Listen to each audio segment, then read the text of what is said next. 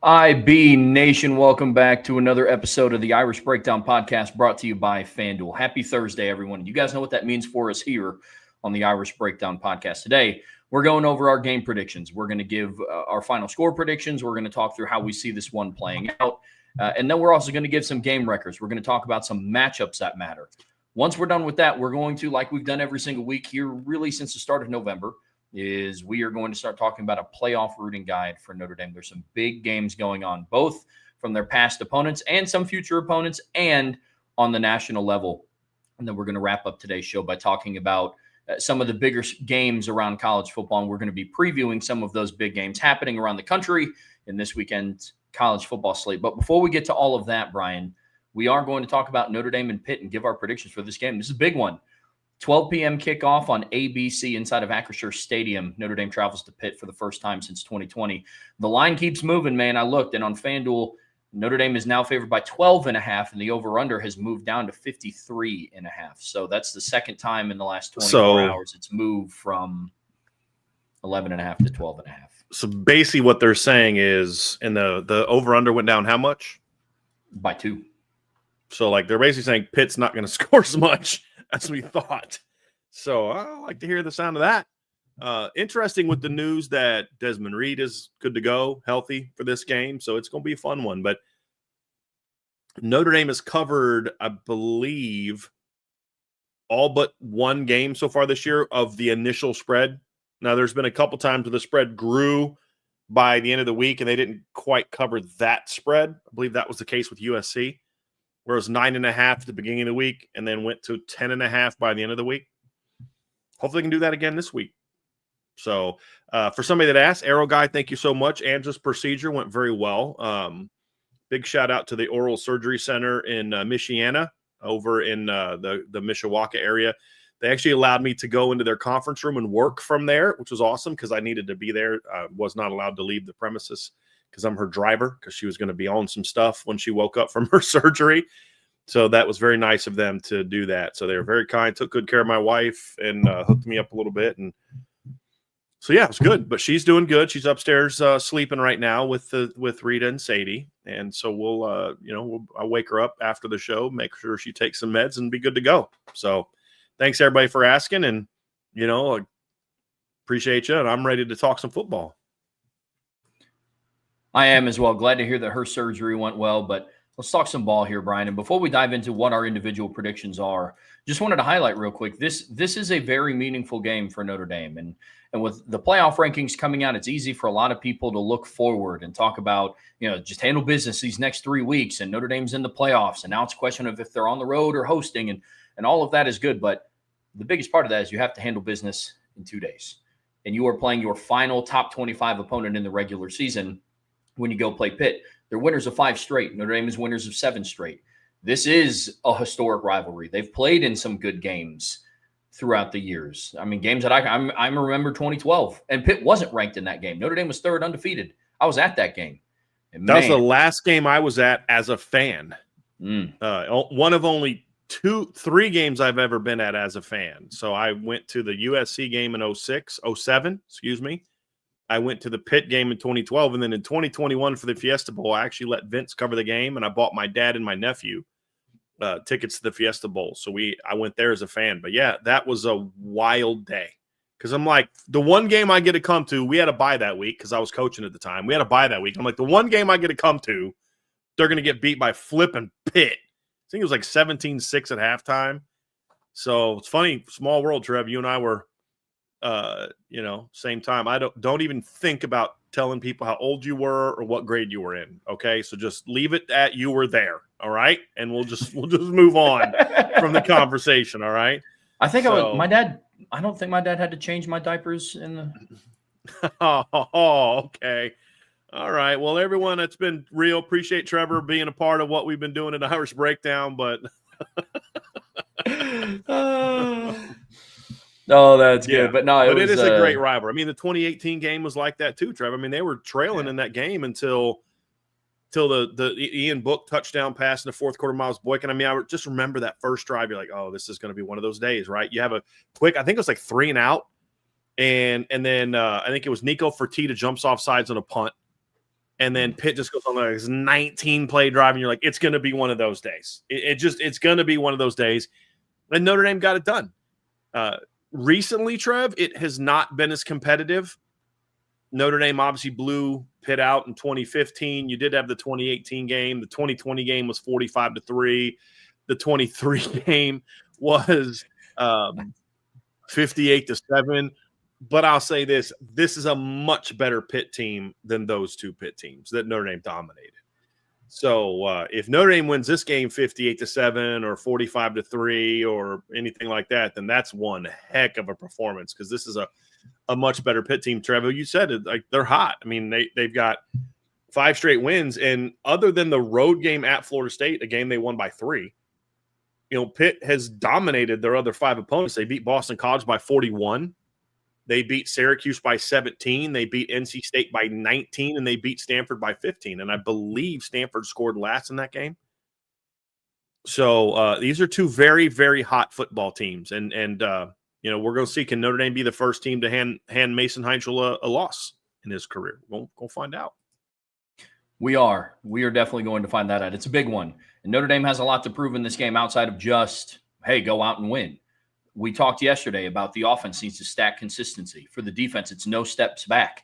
This is going to tell us, okay, hey, this defense has arrived. Are you willing to play up to your standard now? That's the biggest question for the defense. So a lot goes into this, Brian, and this is a really interesting matchup to talk about. But I'm ready to talk some predictions. And, why don't you go ahead and get us started there, Mr. Trowbridge? We'll let the young buck start things off today. Yeah, I have Notre Dame winning this one. I don't think that comes as a surprise to many people, but I have Notre Dame winning this one 45-17, and that's a pretty wide score margin. But look, since Arkansas, we've been waiting to see this offense fire on all cylinders, and I was hesitant to predict it last week against Navy because you had yet to see it really since Arkansas. Glimpses of it against NC State. I think that Notre Dame had the better athletes across the board. I still think they do in this matchup as well. But I think something clicked for this unit last week. I mean, the weather was inclement. CJ was still throwing it all over the yard. The running game still found a way to be efficient despite Navy wanting to stack the box. There are things that this offense can do schematically to Pitt to gash them. Now, that means that Joe Rudolph and Mike Denbrock are going to have to work together to game plan a creative run game plan. But I've seen a trend that the run game was creative against USC. It wasn't that creative against Boston College and Navy. Why? I think that they kind of relied on, hey, our guys are just better than your guys, and we're going to be able to do stuff out of just our base offense. I don't think that they're going to do that this week. I think Notre Dame remains balanced on offense. Pitt has a stout run defense, and they are significantly more talented than the unit that Freeman faced in 23, like we talked about when Notre Dame won 58-7. But with that being said, Pat Narduzzi is 0-4 against Notre Dame, and only one of those has been by 1 possession. So this is going to be a game that I don't think it's a coincidence that Narduzzi talked about this in the way that he did. Not saying that that's just going to add extra motivation. The motivation for Notre Dame is to go out and dominate whatever opponent is in front of you, because that's what you have to do to handle business.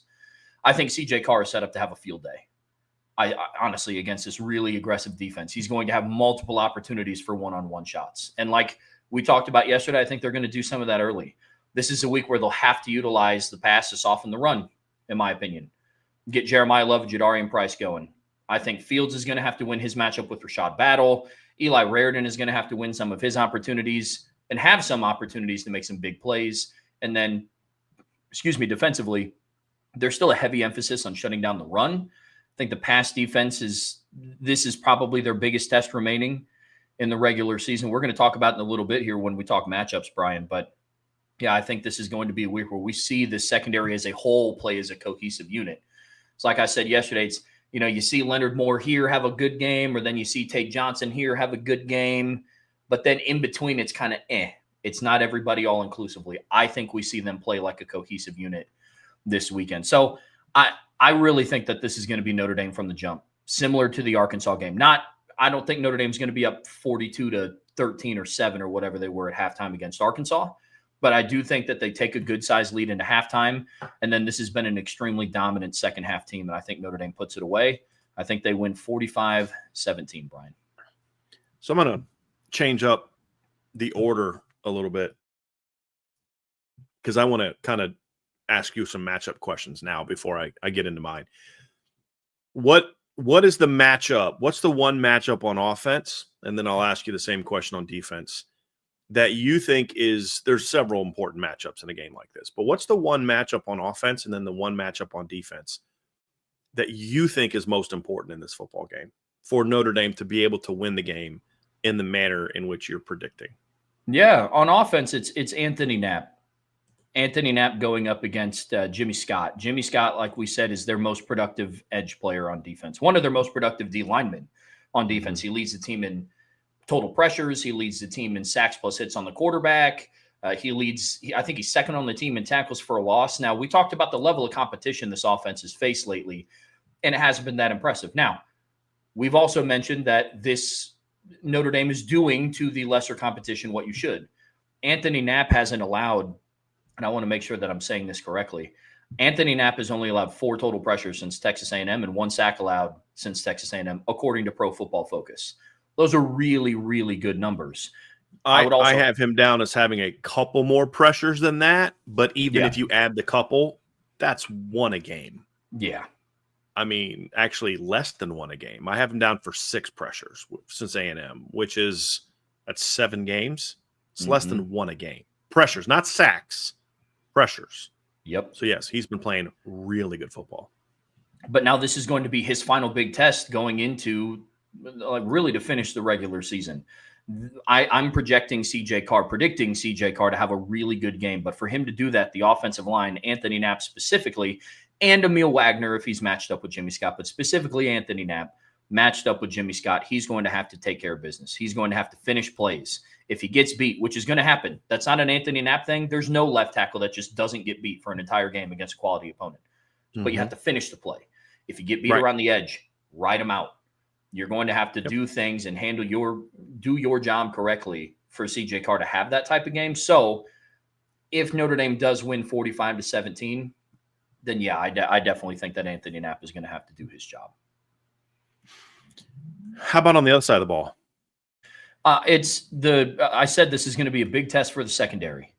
And the field corners specifically are going to have to do their work against Kataris Hicks and Raphael Williams. And field corners talking about Christian Gray and Devontae Smith at nickel. But for 2 different reasons.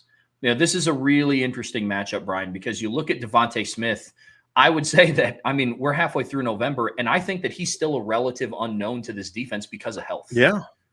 It's not an unknown as in he doesn't have the ability. But in terms of this coverage scheme, it's like I've seen Dallas Golden play more coverage at the nickel spot than I've seen Devontae Smith in 2025. Dallas Golden's a true freshman. So for Devontae Smith, he's going to be tested quite a bit. Raphael Williams is their team's second leading receiver, and it's by like this much. He has 1 less target, 1 less reception, like 48 less yards, and 2 more touchdowns than what Kenny Johnson does, the team's leading receiver.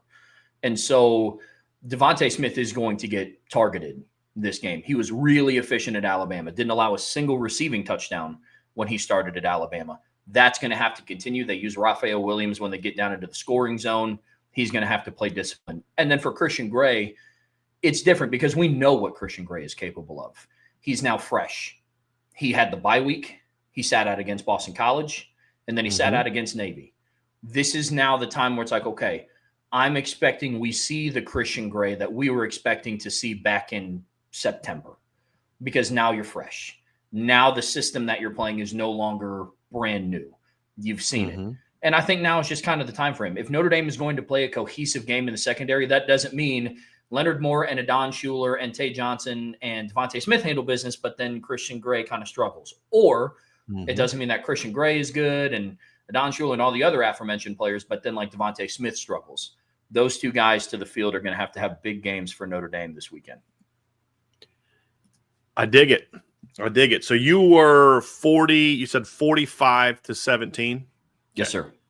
Let me talk a little bit about this game. And I'm kind of going with what I think conditions are going to be. There's once again, I would like to also point out again that Trevor is at fault. Like we should all point fingers and absolutely 100% blame Trevor Trowbridge for the fact that Notre Dame has had so many bad weather games, because somebody, this guy, said before the season, yeah, Notre Dame didn't have a whole lot of bad weather games last year. Completely jinxed it for this season. They're saying it's going to be a little chilly, 50% chance of rain in the afternoon. And the reason that concerns me a little bit more in this game, Trevor, is because it's a grass field. Rain doesn't really bother me as much on a turf field. Just you don't slip as much. The ball just, for whatever reason, just doesn't sop up water as much as it does on a turf field or on a grass field, because the water kind of sits on the grass more when you put it in there. So that concerns me a little bit, especially playing against a Pitt defense. It's pretty good defending the run. But so like part of me thinks this could maybe be a little bit of a slow, like a lower scoring game because of that. And then the other part of me is like, I loved what the offense did last week. I still need to see it like stacked up a little bit in this game. And so my prediction, Trevor, is I do think Notre Dame wins this game relatively comfortably, but I don't think it'll be. I'm not quite ready to have the total points that I was really earlier in the week. The more I just look at the matchup, the more I break down film, the more I dive into this Pitt defense. You throw in what they do schematically with the fact that Notre Dame's got two starting offensive linemen that are still kind of feeling their way. And with the weather, and it's like I could see this being a little bit of a lower scoring game. So my prediction for this game was 34-13. Notre Dame winning 34-13. I had originally 34-16, but I took a score off because I think the weather hurts Pitt even more than Notre Dame. Because, yeah, Notre Dame's going to, may have a tough time running the football, but they have a pretty good – they still have talented running backs, talented offensive line, and they're still a good running team, whereas Pitt is going to have they're not even good running the football. And I think their offensive line is going to struggle a little bit more in this particular matchup. So, when I look at it, Trevor, I think the defense continues doing what it's been doing. I think this is a very good Pitt offense. I think they've done a lot of good things. I don't think they're quite as dynamic maybe as some of their recent numbers show. I think they've played some teams that just honestly aren't very good. And they've kind of beat them up. Notre Dame has played some of those same teams, and Notre Dame's offense wasn't as dominant as Pitt's offense was. I mean, look, Notre Dame's offense wasn't as dominant against NC State as was Pitt's, at least from a point standpoint. And then they obviously weren't as effective as they were against Boston College from a points or yards standpoint. So obviously there's some of that. Notre Dame was more yards per play against NC State, but they didn't have as many yards, obviously didn't have as many points.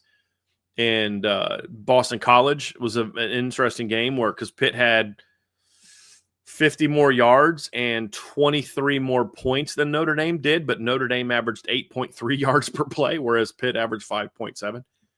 94-yard run helps out a little bit, I would say, but we just haven't seen this offense consistently look great. What we have seen, however, during the stretch is Notre Dame's defense playing lights out.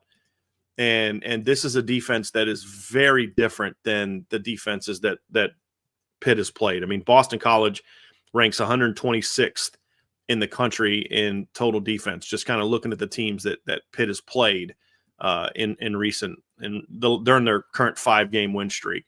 Florida State's defense actually surprisingly ranks 24th in total defense this season, but they have not played great football of late. Also gave up 440 yards to Virginia. And then you look at Syracuse ranks 124th in total defense. NC State ranks 122nd in total defense. And Stanford ranks 107th in total defense. And so this is a much different test. Notre Dame is 45th in total defense. But if you look at what Notre Dame has done, really just in recent games, they've been very dominant on defense. So just going back, starting with the Arkansas game, Notre Dame, I'm just kind of doing the math here real quick. So starting with Arkansas until recently, Notre Dame has given up, let's see, that's 1, 2, 3, 4, 6 played 6 games. They're giving up 303 yards per game, which would rank them 18th in the country right now, ahead of Alabama, based on what they've done since the beginning with Arkansas. If you take the Arkansas game out, because that was their second most yards allowed in a game, it's even more so. But I wanted to include Arkansas in that conversation because I think that's part of when the turnaround started to happen.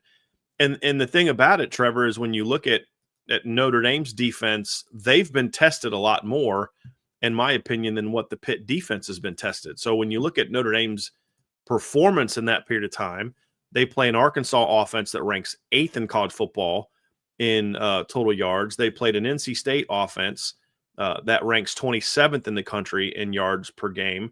They played a USC offense that ranks 2nd in the country in yards per game. They played a Boston College offense that ranks 83rd and a Navy offense that ranks 26th in college football. That's after they played Notre Dame. And then obviously Boise State ranks 33rd.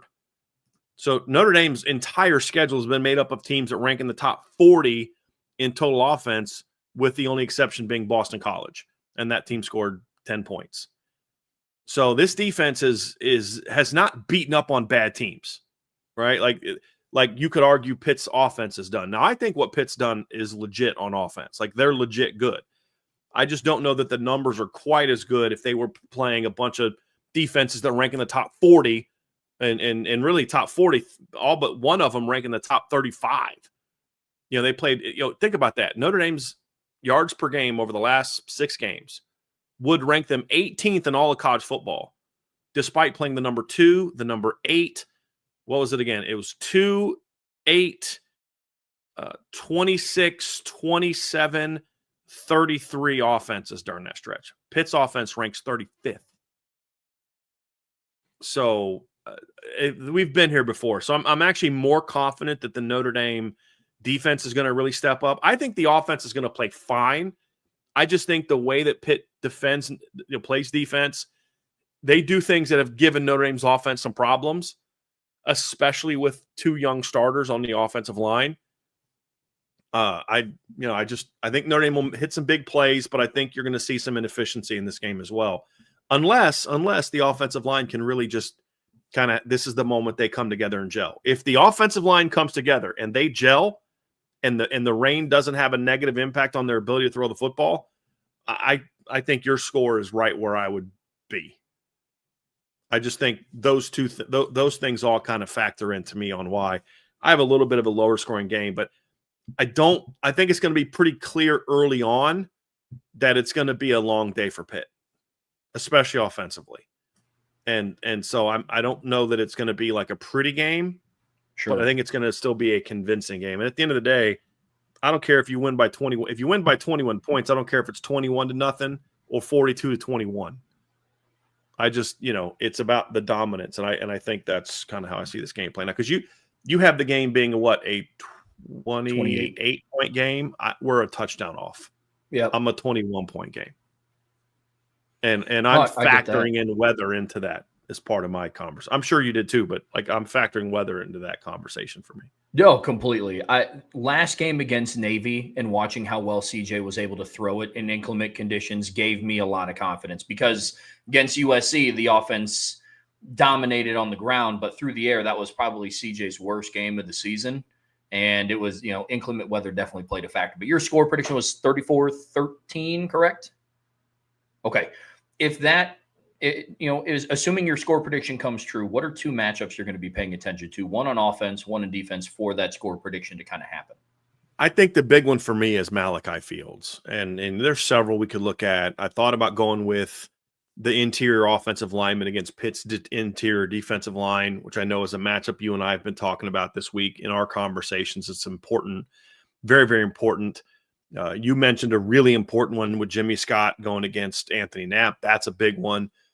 Mike Denbrock against Pat Narduzzi and his staff on defense. I mean, that's an interesting one from a coaching standpoint. But I just think in a game where you're going to need some big chunk plays, you're going to need to do some things to hurt Pitt and their desire to put numbers in the box. I think it's a lot like we saw last week, where you're just going to need some big plays. And I think Malachi Fields is a guy that can be that. You're not just winning over the top like you did last week. I think he can certainly do that. But then also there's going to be some moments he's going to have some of those contested catches that we saw him make early in the season against A&M, against Miami. We haven't seen CJ give him a chance to make those plays in a while. He tried to against BC, but the ball was woefully underthrown. Didn't give him really a chance to make that play. Same thing with last week, just woefully underthrown. I'm talking about that nice back shoulder where Malachi can go up and make that play. I think that's going to be a big part of the game. And I also think, and so watching Malachi Fields, going up against, I think he's going to be very important. So watching him go against Rashad Battle is going to be huge because Battle will play both field and boundary, but he's primarily a boundary receiver. There's times when he'll go to the field in a game as part of it because they rotate corners during the game, but primarily it's going to be that one. So that's my big one. If this offense is going to hurt Pitt, I think Malachi is going to be a big part. I mean, I think Pauling's going to have to make some plays in this game. I think Jordan Faison's going to have to make some plays. I really thought long and hard about going with Eli Raritan in this game. The problem is I don't know who he's matched up against. I don't know who's going to cover him. I think is it going to be safeties, linebackers, a little bit of both? Will Notre Dame even allow him to be using the pass game this week, or are they going to use him to max pro a lot? I would strongly advise the Notre Dame coaching staff to do more 12 personnel, max pro with Ty Washington, and let Eli Raritan get some of those matchups in the pass game against their 12 personnel defense. I would love to see that in this game, Trev, because I think Eli Raritan could be that guy. The problem is when they've played teams that blitz a lot, they just keep Malachi Fields in all the time. Eli Raritan in all the time. And I get it to a degree, but it's like, dude, go 12 personnel and let him line up in the slot, or put Jordan Faison in the slot and put, Eli Raritan outside, or put Jordan Faison and Malachi Fields together in the slot, and then put Eli in the boundary. I mean, there's a lot of things you can do, and this is the creativity thing we were talking about last week with your personnel. Do some things, not to take away from Will Pauling, but there's just some matchups that your 6'7" guy can give you on a rainy day against the defense that wants to blitz that your 5'10" guy just can't give you. There's also some things that Will Pauling can do with the ball in his hands, that Eli can't. So I'm not saying don't use him. I'm saying use both. But you've got to find ways, in my opinion, to get Eli Raritan going. But at the end of the day, I still think numero uno in that have to get going list is still Malachi Fields. And that's why I think that matchup against him and Rashad Battle is going to be huge. What about defense, Brian? Who you got on that side of the ball? Boubacar Traore against Ryan Baer. This is a kid that Notre Dame fans who follow recruiting should be somewhat familiar with. Notre Dame recruited him a little bit, for a while. Big, strong, physical kid, not great feet. That was the reason Notre Dame backed off of him. I had a chance to see him at the I think it was an Under Armour camp in Columbus where I got a chance to see Dante Moore throw. A big, strong kid, put together really well, just doesn't have great feet. He's by far the guy on their defense that gives up the most pressures. He is the guy that you look at and say, if there's a matchup to go after, that's the one. He's given up 22 pressures in 9 games so far this season. 5 sacks and 2 hits on the quarterback, according to Pro Football Focus. Their next closest is 10. Their tackle and both guards are at 10 on the season. So that's just a game. And then also, Trev, it's not just – I like this matchup no matter what. But now you have a fresh and possibly a little ticked off Boubacar because he didn't play last week. I really like that matchup for Notre Dame.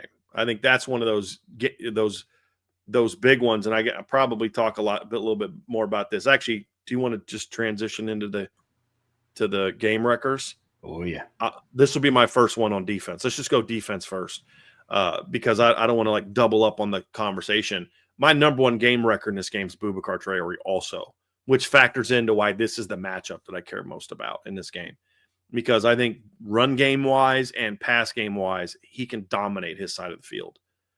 And I think that's a matchup where if Boubacar has a big game, I could see Mason Heichel just never getting comfortable in this football game.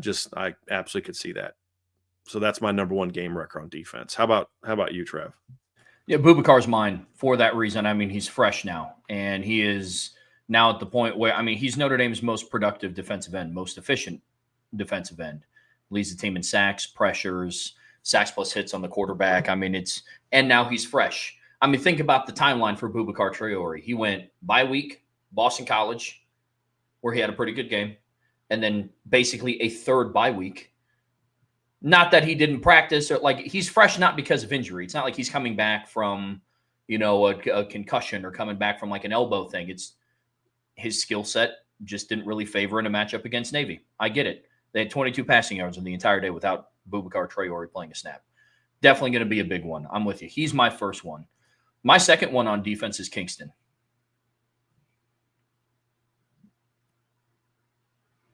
Real quick on that one with Boubacar, real quick. Just so we talk about why we think he's fresh. You mentioned the bye week, them playing BC, but if he wasn't going to play in the game on Saturday, he wasn't taking the same number of reps during the week of practice either, which means he just was kind of getting rest. I'm sure they had a contingency plan where if we needed Boubacar, we're going to play Boubacar, and they didn't need him. But that's the thing for me is like just the workload on his body between the bye week and then not getting as much work for the Navy game means he might have a little bit more pep in his step, which I think is smart for the staff to have done that because he is a kid coming off a torn ACL. He has had a couple games here where he's played a lot of snaps this season, like a lot of snaps in certain games. And so I do think it was wise to get Boubacar a chance to rest because he's now the number 7 player on the defense in total snaps. I promise you he was, a lot higher than he had played 60 snaps against Boston College, 54 against USC. He's basically had 2 bye weeks in between those 2 games. So, I think this is going to be a game where he's going to have some fun. And he had 10 pressures combined in those 2 games, by the way. So, my second game record on – what's that? I'm looking forward to it. Yeah. My second game record on defense is Kingston Viliamasa for a couple of different reasons. One, we talked about how important it was going to be for Notre Dame to maintain their level of dominance in the rush game. That has been absolutely huge for this team. I mean, they've only allowed, I think it's 87.4 rushing yards per game in their last 5 games. That's a really impressive stint. They gave up their first 100-yard rusher of the season last week, and it was against a triple option team when Woodson went for over 100 in the first half. Against a triple option team, mind you. That's not a traditional running back. You defend the triple option differently than who they held over 100 yards below their season rushing average. Just exactly note that. Yeah. But Kingston is my game record for this one twofold. One, because he's going to play an important role in shutting down Pitt's run game. I think that there will be times where he will be matched up with Desmond Reed in the pass game as well. Desmond Reed is one of their best receivers, like receivers as in total pass catchers. He's their 4th leading receiver on the team, and he's missed like 3 games. He's a very productive player. Against Florida State, he had 8 catches for 155 yards and 2 touchdowns. I mean, that's really, really as a running back. And they weren't lining him up in the slot. Like they didn't do what West Virginia did in 2012 with Tavon Austin and just like made him a running back for the game. Mm-hmm. Like he did all of that production from the backfield. I mean, shoot, man, right now, Desmond Reed is projected to have more receiving yards on FanDuel than what Eli Raridan is supposed to have. And that's Notre Dame's number 1 tight end. I mean, they think really highly of this kid. I think his line is set at 33.5. And so Kingston has been pretty good in pass coverage this season. That's been the one aspect of his game that I've been really impressed. He's gotten a lot better. If you go back and look at the first couple games, it wasn't great. But it wasn't great for any of the linebackers. But like something kind of clicked beginning with Arkansas when he made that one play. Now, I'm not saying it clicked like making that play, all of a sudden he got better. I'm just like, that's when you saw, okay, it's clicked with him. Mm-hmm. And he's been very good. I mean, and kudos to Max Bulla for the job he's done to get these linebackers so good in coverage. But like Kingston was really good in coverage in high school. He struggled in that regard last year as a freshman. First couple of games, not great, But yeah, he's been very good. Just his awareness, his instincts, his ability to see routes, jump routes, and then of course he can also rush the quarterback. So he's playing him and Bowen as a duo are playing at an elite level. And Jay Nalsbury is playing some of the best football of his career right now, too. But there's nobody that's as good all around as Kingston. Nobody can rush the quarterback and cover and play the run the way that he can because he has that special pass rushing knack, Trev. So it's like, to your point, on one play, he may be covering Desmond Reed. The next play, he may be going after the quarterback. That's a very important role. Yeah, and he will also have his matchups with Ryan Baer, who has allowed one of the higher pressure totals on the offense this year. But I mean, in coverage so far this season, Kingston he's been targeted 11 times. He's given up 8 receptions. He's only given up 50 yards. receiving. He hasn't allowed a touchdown. He has 1 interception, 2 pass breakups. Like, he's been very good in coverage, especially the last 5 games. That's going to have to continue because he, along with the safeties or the nickel, Devontae Smith or Dallas Golden, if they get matched up alongside Desmond Reed, like, they're going to have to do their job in this one. That's going to be huge. So for those reasons, Kingston is my second game record. What about you? Jared Dawson. He's playing great football. I mean, there's a lot of D linemen I could go with right now. I could go with Josh Burnham, who we don't think sucks just because we didn't mention him in the first one. I'm just giving Jim a hard time. But, like, we can't pick everyone. I think Bryce Young's somebody I could have gone with. Junior Chilamaka played really well against Navy last week. I could go with Drake Bowen here. I could go with Kingston here. I could go with Jaden Osbury here. I could go with Jason Onye here. I could go with Donovan Heinisch here, who you talked about yesterday. Like, that one might make a lot of sense since he's going back to Pittsburgh. Another D lineman that's going to be fresh in this game because he hasn't played in a little bit. But I'm going with Jared Dawson just because he's played really outstanding football the last month and a half. And this is the kind of matchup where you're playing a team that's got some size, not great athleticism up front for Pitt. And I could see Jared Dawson being a guy that could have a big impact. The run game's part of it, but where I could see Jared Dawson really make his impact, he hasn't had a huge impact as a pass rusher yet.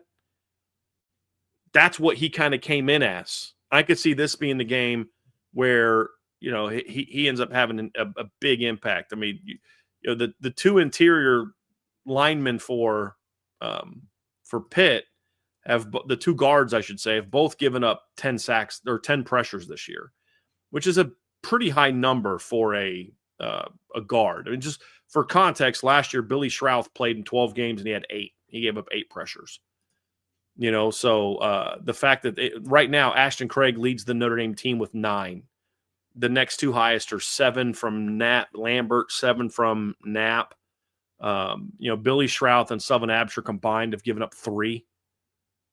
So I think Jared Dawson, this could be the game where Jared Dawson has a really big time breakout performance for Notre Dame. I could absolutely see that. So he's my number 2 breakout player. And he's part of the reason why I think this defense is going to really ball out. Because it's going to come down to the D-line, right, Trev? I mean, that's this game, if the defense dominates, it's going to be because of the front. That's where it's at. Yeah, absolutely. I was going to go with Donovan Heinisch as my third, but he's still questionable. And I don't want to have him as my third game record if there's still a chance that he's not going to play. But one person that is going to play that's no longer listed on their injury report is Christian Gray, and he's my final game record on the defensive side. Mm-hmm. You honestly could have went with either of the safeties because of what they're going to have to do in run support or helping defend over top. Leonard Moore is going to get tested this week against Kenny Johnson. So there's a lot of different ways you could have gone with this, but I'm going with Christian Gray. He's missed the last 2 games. He was coming back. He's working on getting 100% of the way back from his hip injury. And it's now the time, like for all the reasons that I talked about earlier in the matchups that matter. It is now time for Christian Gray to have his I'm here moment. Because I still believe that Notre Dame has the best cornerback tandem in the country, but they now need that second cornerback to kind of hold up that other end of the bargain. Leonard Moore's the best cover corner in the country, and that is a hill that I'm willing to die on.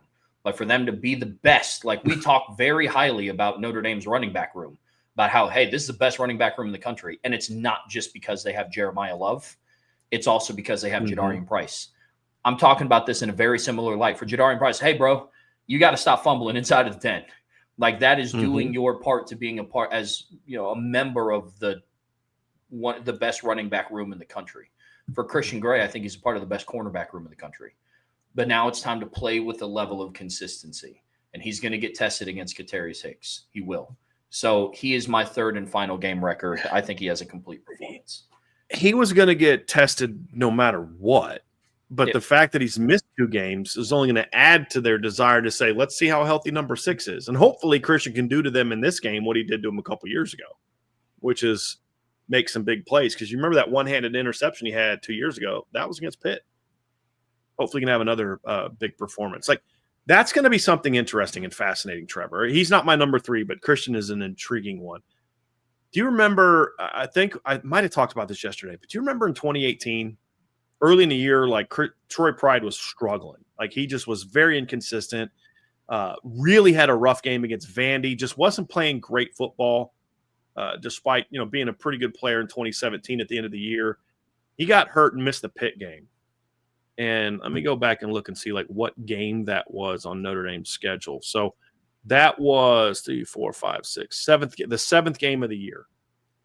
And then I don't remember him playing a whole lot against Navy the next week, if I remember correctly. I'm pulling it up now to just try to get it complete. Right? Yeah, I only played 27 snaps the next week against Navy. And it just was like, man, I really hope that he can figure this stuff out. And had a rough game against Virginia Tech, gave up 76 yards receiving, missed that game, comes back against Northwestern, and he balls out. And he balls out against Florida State, and balls out against Syracuse, and balls out against USC. And I remember Clemson went at him twice early in the game, and he almost picked one of them off and broke up the other one, and they didn't go at him the rest of the game. With T. Higgins and Justin Ross, they didn't go at him the rest of the game. And I just remember he was such a different player coming out of that break. And he was able to kind of mentally get himself right. His body he was dealing with a lot of little just small nagging injuries early in the year. And for a guy whose game is built on speed and athleticism, that really hurt Troy. But I've argued this before. Coming out of the injury, I would argue that if you just look at the performance from Northwestern to the end of the season, you can make a case that Troy Pride was their best corner, at least in coverage, compared to Julian Love, who was I think, consensus All-American that year. And I think getting his mind right and his body right was huge for Troy that season.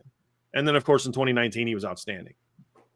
I would love to see Christian Gray getting his body and mind right during this break. Because we saw, he's had a lot of little nagging injuries. He's had some bouts of confidence issues. Get your mind right, get your body right.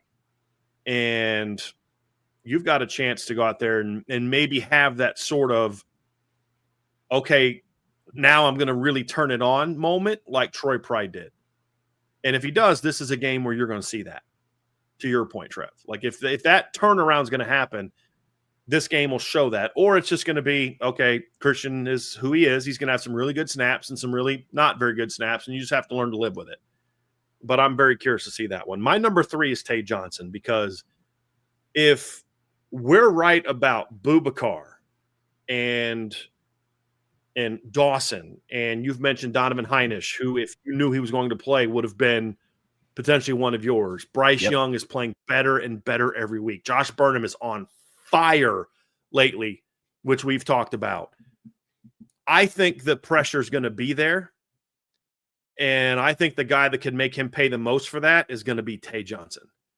I think this is a game where Tay is going to have to prevent some big plays with his range, open field tackles. Maybe there's a blown coverage on Desmond Reed, and it's up to Tay to make sure it only goes for 30 and not a 60-yard touchdown.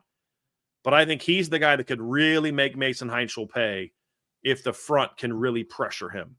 And I just think his range and the way he's playing right now, Trev, just gives Notre Dame a really unique element that, I would even argue they didn't have last year, because they're using Tay differently than how they used Xavier last season. So when I say they didn't have last year, it's not to say that he's playing better than Xavier. It's different. It's a different type of element than what they had last year, where they have someone who can truly play sideline to sideline on the top of the defense in a single high look, and also come down and rob the alleys and perform at a high level. So I think this is a game where you could really see Tay make a huge impact in this game. And you think about what he did against Boston College.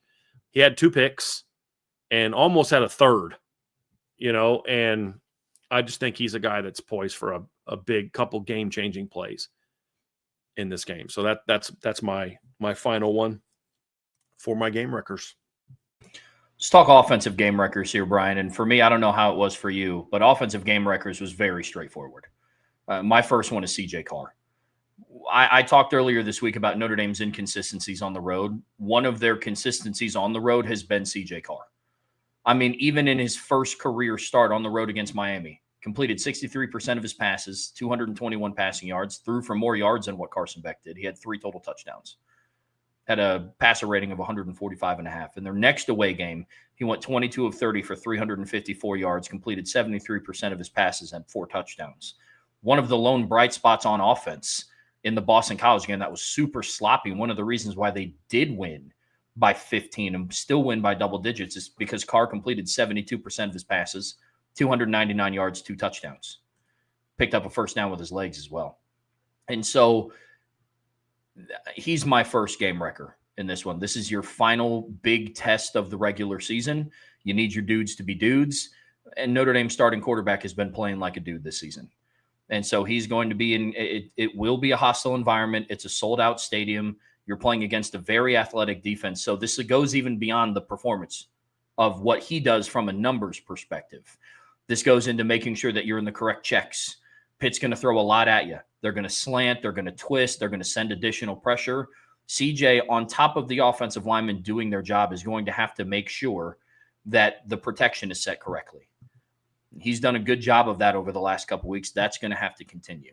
And so CJ Carr is my number one game wrecker in this one, Brian. So I have a game record that's not part of my 3. There's just a given that we talked about yesterday. Your stars have to be stars, and there's one bona fide star on this team. And I would argue that means that it's not even about Jeremiah Love. It's about Mike Denbrock. If Pitt's going to just clog the box, you just say, well, guess we're not running the ball today. Guess we're not going to get our star the ball. What are some things they can do to say we're going to still get him the football? We saw that last week with the 27-yard gain. I'd like to see a little bit more of that in the pass game. They didn't need it last week. I think it was very clear on the first series that there were things in the game plan that were going to be, let's get Jeremiah the ball if they're not going to be doing these things. If they're going to be doing these things, right, with the run game. But it just was very clear earlier, like, dude, they're not going to cover Malachi Field. So, but you don't just have that one angle route and then like, all right, cool, we used our one bullet for Jeremiah Love in this game. You know what I mean? It's just they didn't need it. So there was no need to go back to it, right? So to me, it's more about, okay, what's Mike Denbrock going to do to make sure that Jeremiah Love has an impact on this game? Because that's what's so unique about Jeremiah Love is you can put 8-9 guys in the box and say he's not going to run the football. Fine. He had 8 carries for 23 yards. All right. But he's such a weapon that he could also end up having, 7 catches for 90 yards or 100 yards or 120 yards. I mean, you go back and look at the Arkansas game, Trev, and, Jeremiah Love didn't rip up Arkansas running the football in that game. I mean, he had 57 yards on 14 carries, 4.1 yards per carry. It's a little bit misleading, a tad, because he had 2 really short touchdown runs. But they were like, look, we're not going to let Jeremiah Love run the ball on us. I mean, they were so keyed on him when he was in the game as a runner. So what did Notre Dame do? They threw him the ball 5 times for 70 yards. And including on first drive of the game, he caught a corner route out of empty. Like, those are things I want to see in this game. Now, the weather could maybe make that a little bit harder to do in a game like this because it was beautiful, sunny, and no wind against Arkansas. But what does he do to get Jeremiah Love the football?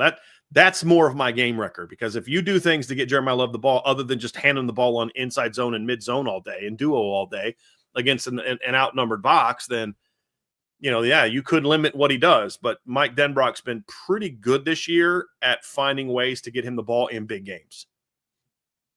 And he hasn't necessarily needed to do it in some other games, Trev. I mean, like I said, last week he didn't necessarily need to do it. But Jeremiah caught 4 passes against Miami. He caught 4 passes against Texas A&M. He caught 5 passes against Arkansas, 5 passes against USC. So, they've definitely been willing to say, hey, look, we're going to have to find other ways to get him to football in some of the bigger games. So somebody asked, why doesn't Denbrock spread them out when they try to load the box? He does, which is why they annihilated Pitt, Navy last week throwing a football. That's why they threw the ball so well against Boston College. That's exactly what he did.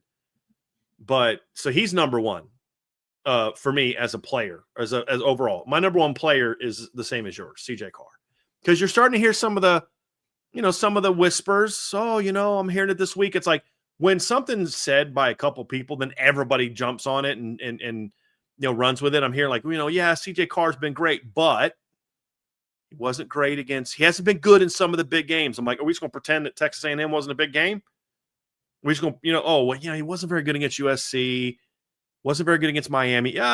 Just agree to disagree on the Miami one. He had the one bad turnover, but CJ also is the only reason you were in that game. And he was pretty darn good against Texas A&M. But that's the narrative now. And now that's the one that I've heard. I've never heard a single person say that until this week. And now I've heard like 7 or 8 different national analysts make that statement. Well, he hasn't been good in some of the bigger moments. I read it in an ESPN article. I listened to Josh Perry say it. So, okay, fine. I mean, that's what comes with the territory when you're the starting quarterback in Notre Dame. You're going to get extra scrutiny. That's fine. That's why you come to Notre Dame.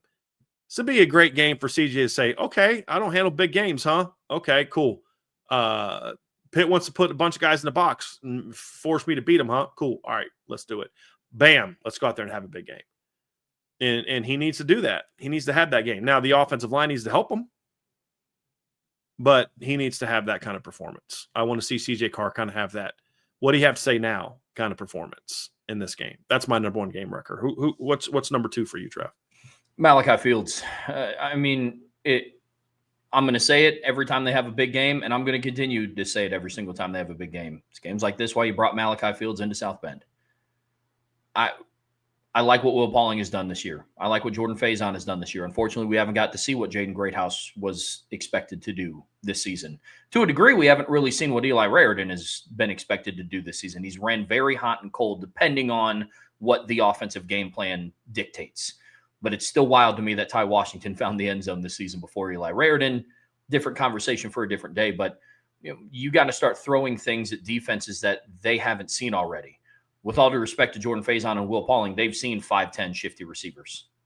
I don't know if they've seen a whole lot of 6'4", 225-pound boundary receivers that can beat you over the top, can win one-on-one, hard to bring down in space. It's not a coincidence that in some of Notre Dame's better offensive performances, Malachi Fields has been extremely involved in the offense.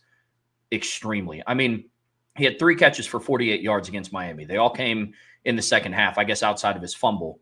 Early in the game. But look, Notre Dame mounted a comeback in that game. They tied it at one point in time. Why? Because Malachi Fields became extremely involved in the offense. Against Texas A&M, he had 5 catches for 77 yards. I would argue 4 of the 5 were all contested. It's not like he was just running free on a drag route. He was going over the top of Will Lee in 80% of his receptions. That back shoulder catch he had against him was pretty nasty. By the way. It was. Got to see more of that. I mean, against Purdue, they opened it up with a 66-yard bomb to him. And only threw it to him one more time and still went for 12 yards. Against Arkansas, he had 3 catches for 72 yards.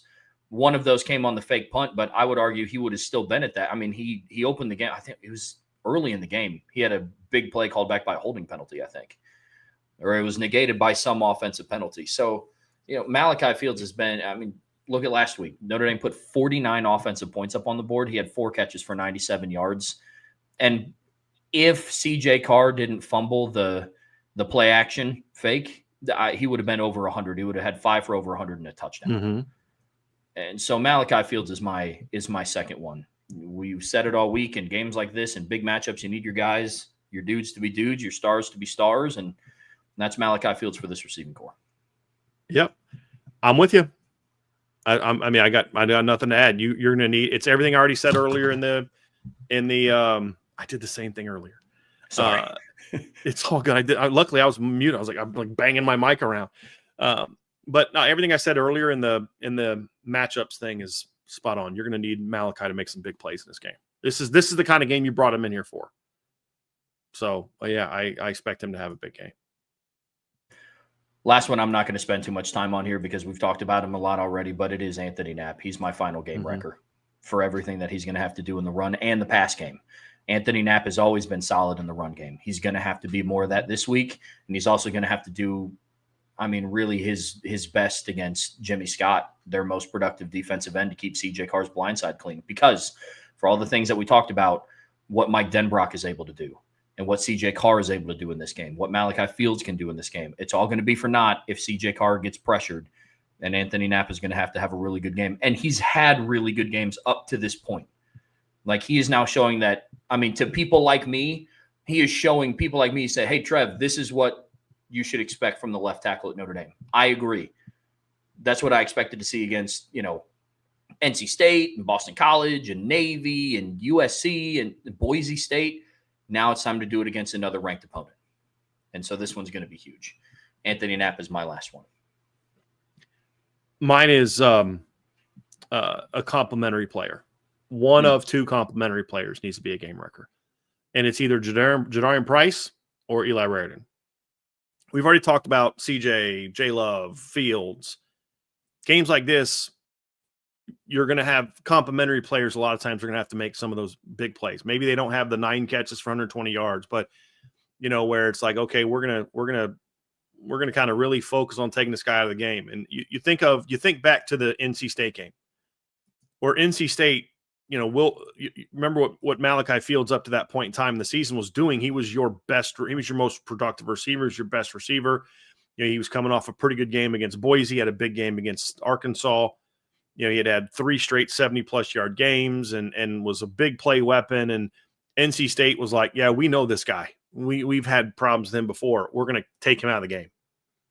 And they basically shut Malachi out because, look, you can take any receiver out of the game if you want to put 2-3 guys on him or, make sure that all the 3 zones around him are handled. So what happened in that game?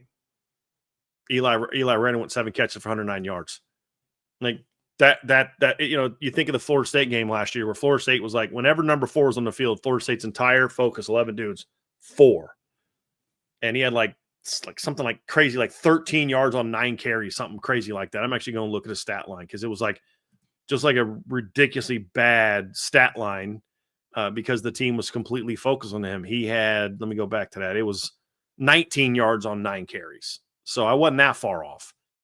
So what happens? Jadarian Price comes in the game and rips off a 65-yard touchdown run that sparked the offense, and then the route was on. One of those 2 complimentary players, if not both, need to have some game record moments in this game. No question. I think of like Pitt in 2020. They were not going to let Kyron Williams beat them. They were not going to let Javon McKinley beat them. So who'd they leave in one-on-one? Ben Skoranek. Ben Skoranek, baby. And he went off. You know what I mean? Like, that's what I'm saying. Like, those complimentary players step up in those moments. Yeah. And I think Eli and Jadarian, it could be Will Pauling. I'd count him as a complimentary player. It could be a KK Smith. I'm going to Eli and Jadarian because I think they're your 2 best. But if Will Pauling goes out there and it's like, dude, you're just covering me one-on-one all day. I have 8 catches for 120 yards. Fine, I don't care. I don't care who it is. I think these 2 are the most likely because of how Pitt's going to defend them. Yeah. But I worry that they're not going to give Eli Raritan an opportunity to make that kind of have that kind of performance. But I just kind of feel like you can't allow teams schematically to just take a weapon like that out of the game. Say, okay, you're going to blitz us a lot. We need to go 7-man protections a lot. Totally fine. We're going to put number 9 in the field and let him run the slot. Oh yeah. Like because of, to your point, man, I would argue that in the pass game, I think Eli Raritan is their most dangerous weapon. I think Malachi Fields is their best weapon in the boundary, being 6'4", 225, what he brings to the table. But I think your most dangerous weapon is Eli Raritan. You don't see a lot of 6'7", 252-pound tight ends that move like that. You got to find a way to get both of them involved. Could not agree more with that. Absolutely. Any other thoughts on game records, Brian? No, man, I'm looking forward to seeing who actually does it. It's going to be fun. Well, folks, that's going to do it for part 1 of today's show. Don't go anywhere. We're getting ready to go over the rooting guide this weekend for Notre Dame from their opponents and at a national level. But before we get there, make sure you hit that like button. Make sure you hit that subscribe button. Hit that notification bell so you know whenever we go live, whatever streaming platform you listen to us on. We would greatly appreciate a 5-star review. But as always, the best way to support what we do here is subscribe to the premium message boards at boards.irishbreakdown.com. All right, Brian, in part 2 of today's show here on the Irish Breakdown podcast brought to you by our friends over at FanDuel, we're going over Notre Dame's playoff rooting guide. There's a lot of different games. Now that we're in November and we're in the home stretch, there's going to be a lot of games week in and week out that's going to impact Notre Dame's, increase or decrease their chances of hosting a playoff game. And there's a lot to go over and talk about. Now, obviously, we're working with the premise that Notre Dame also handles their business. That is the one consistent that this conversation is always based on. And we're still going to talk playoff implications and big games every single week as the season moves on. I just don't know if we're going to talk about the Notre Dame rooting guide if they drop a game from here on out, because it's kind of doesn't matter. Notre Dame would need a bunch to happen. Then you get into the conversation on if they deserve it. But as of right now, assuming that they handle business, there's a lot of things that could either help or hurt Notre Dame as far as the national level games go. And we've broken this down into two different facets. One, look at some of their opponents, who they've already played.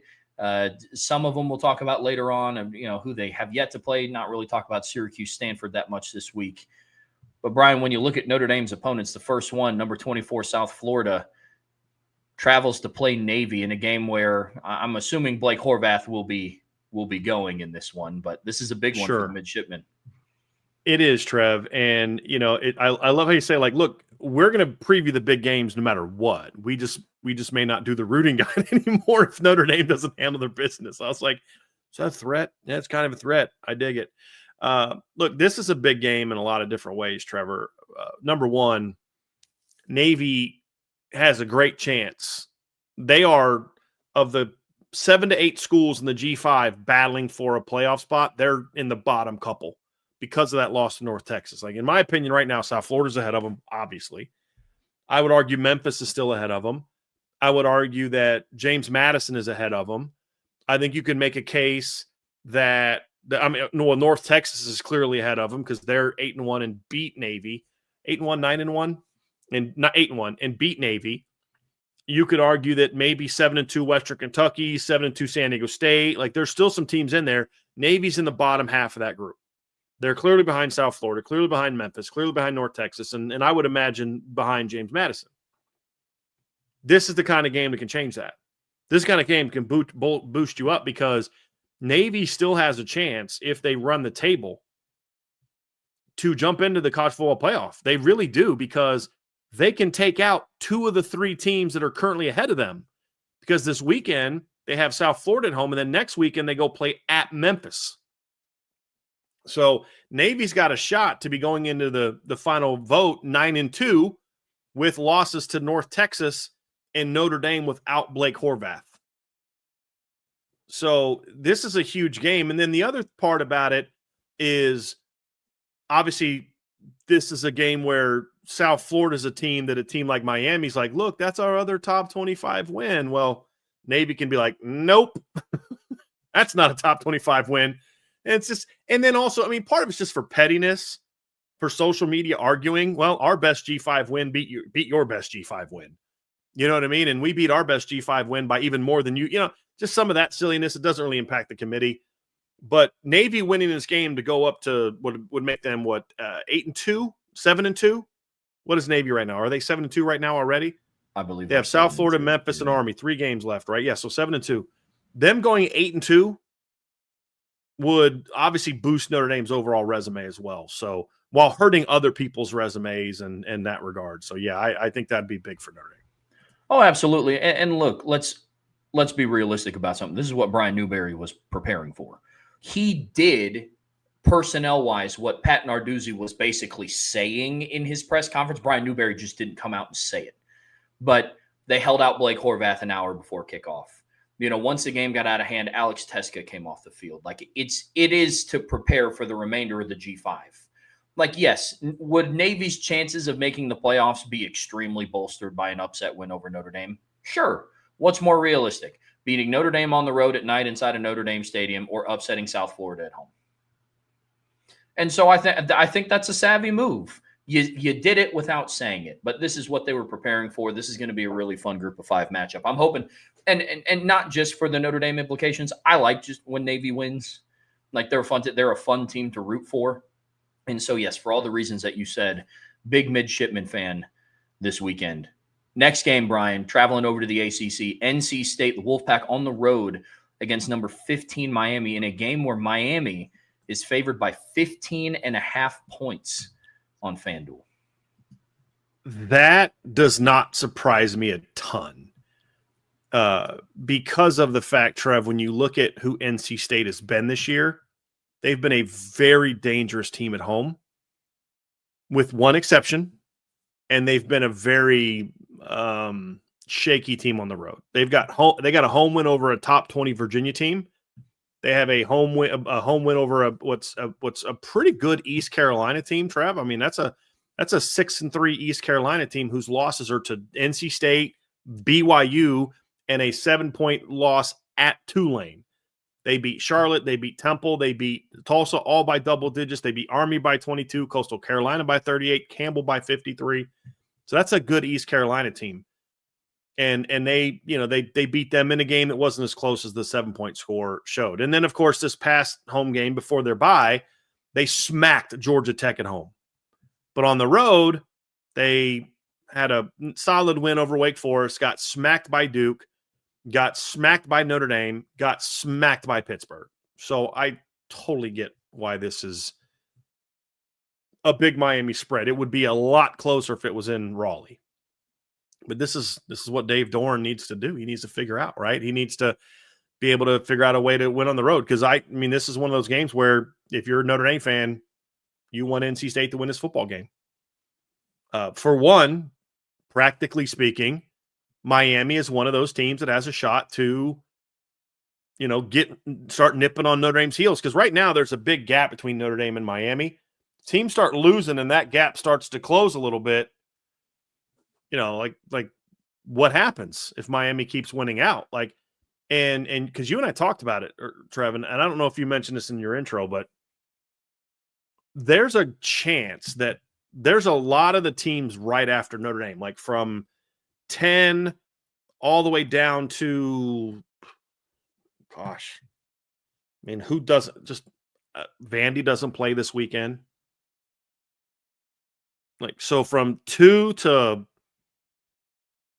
23 from 10 Texas all the way down to 23 Tennessee, with the exception of Vanderbilt, every team has got a losable game this weekend. And Texas has to play at Georgia. Oklahoma has to play at Alabama. BYU hosts a good TCU team. Utah plays at Baylor, right? Vanderbilt has a bye. Miami plays NC State. Georgia Tech plays at Boston College. That's the least losable game, but, you never know. USC, BC also gave Notre Dame and Louisville good games.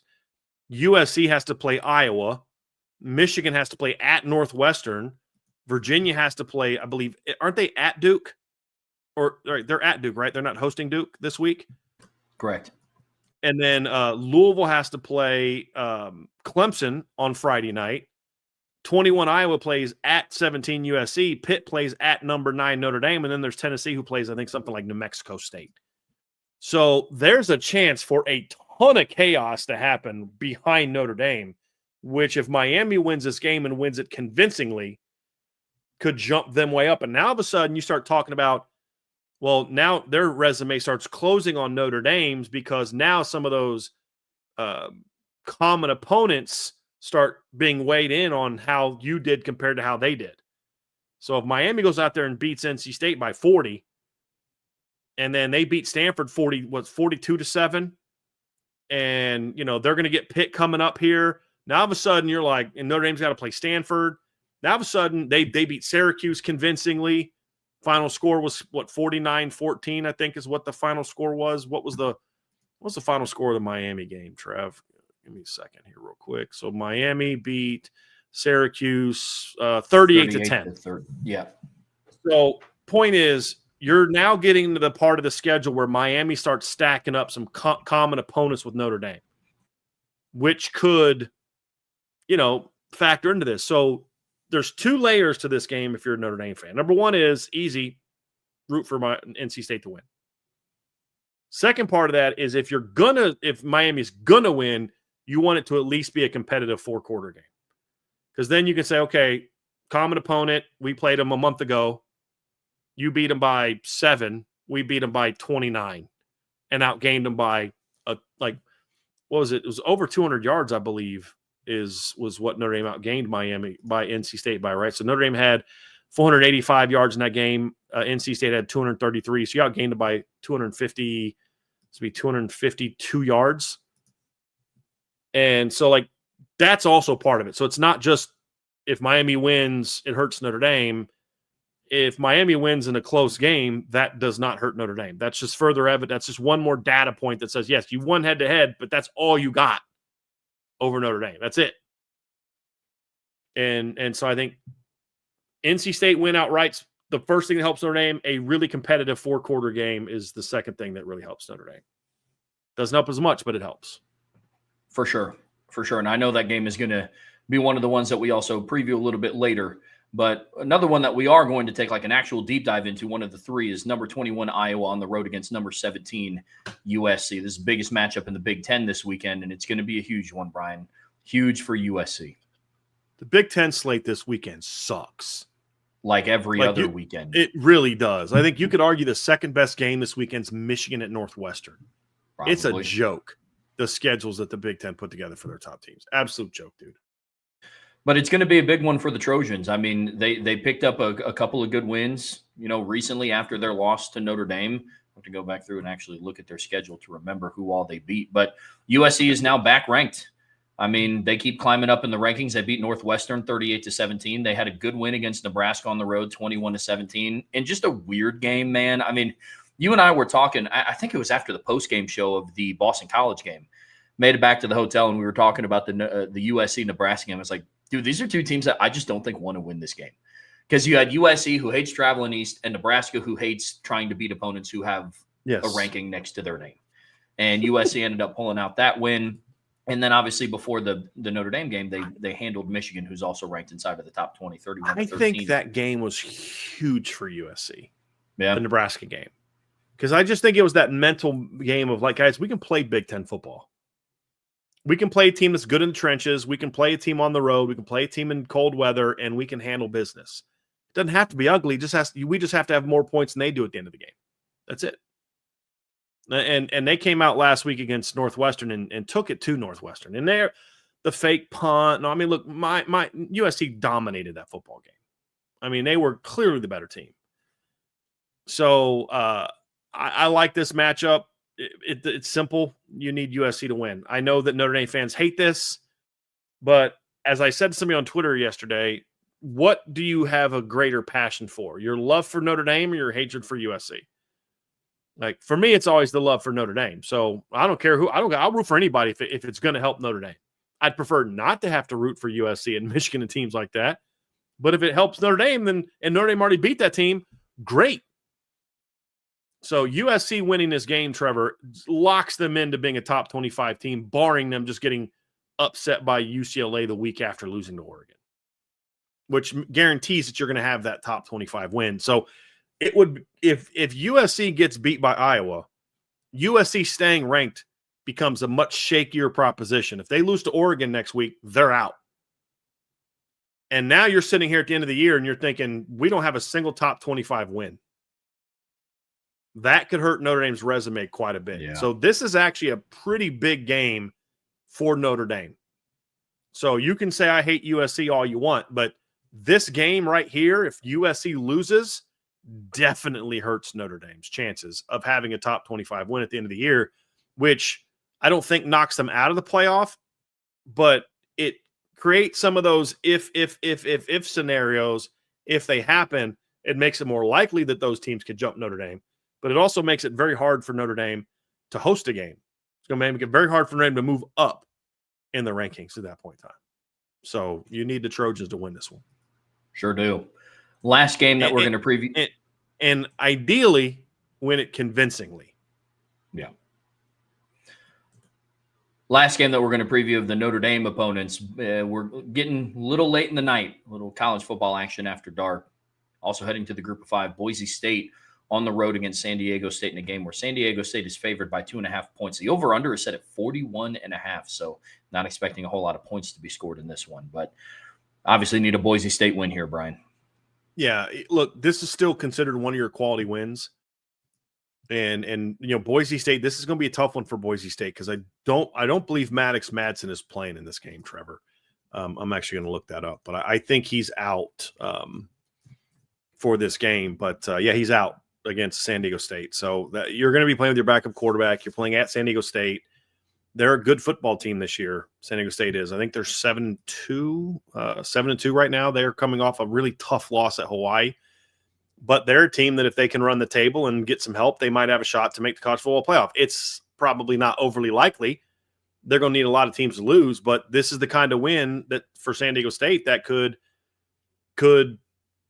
give them a vault them into the conversation for the top G5 team, and then that drops Boise to 6-4, and then Boise's got Colorado State coming up. Who's not great this year, but a bit of a rivalry game. And then you got Utah State coming up, who's 5-4 and coming off of a blowout win over Nevada. So all of a sudden, Boise State season kind of implodes, and now you're like one of your 3 or 4 best wins is over one of your 4 or 5 best wins is over a G5 team that went 7-5. Whereas if they win this game, they improve to 7-3, then they can beat Colorado State at home, beat Utah State. Now they're 9-3, and small chance they jump into the end of the top 25. Most likely, however, it's just considered a quality win, another quality win on your resume. So that's what helps Notre Dame. Let's talk some national games here, Brian, in Notre Dame's playoff rooting guide. And first 2 games we're actually talking about are on Friday night. First one, Clemson is on the road against the number 20 Louisville Cardinals. Louisville's favored by 2.5, over under set at 51.5. Trevor, I don't know that this game necessarily directly helps Notre Dame a ton. I put it on the list, and I wanted to get your thoughts on it. I put it on the list because I just think the more chaos in the ACC, the better it is for Notre Dame. Like, the more the ACC sucks, the more it hurts Miami than it does Notre Dame.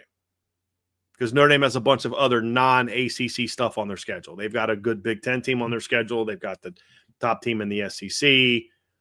So I think this really hurts the chances of the ACC. I mean, people are like, well, hey, it's not a given that if Duke wins out that they're going to get in and blah, blah, blah, blah, blah, because it's going to be top 5 highest, ranked conference champs. Guys, the odds of the committee not boosting Duke up if they run the table is slim to none.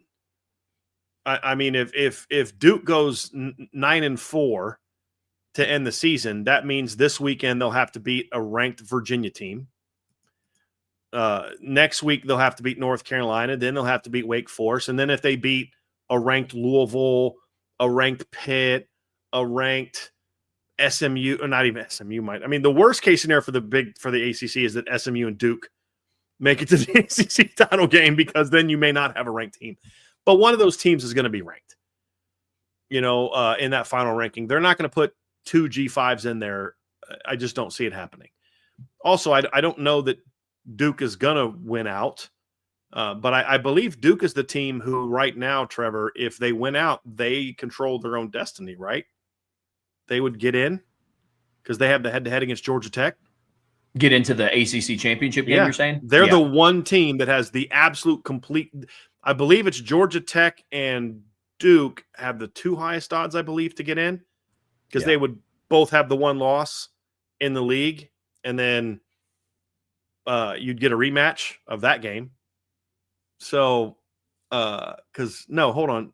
Georgia Tech actually has the best win out and you're in odds. Duke is second. Because if they both finish with 1 loss, Georgia Tech has the head-to-head.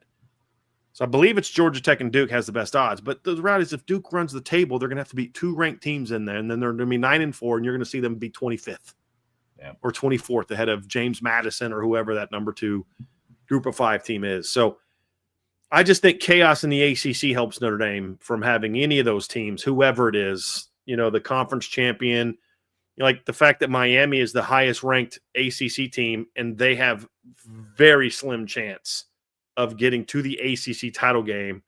The more chaos in that league, the better. I just agree. That's how I kind of look at it. Yeah, and the Clemson-Louisville game is going to be one of those. I agree completely.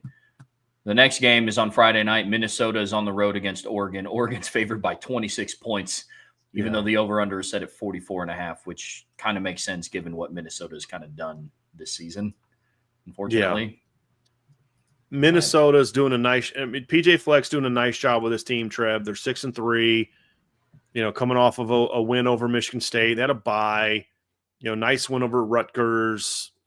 nice win over Purdue, convincing win over Nebraska. But like in their wins, they've scored against FBS teams. They've scored 23, 31, 27, 24, and 23 points.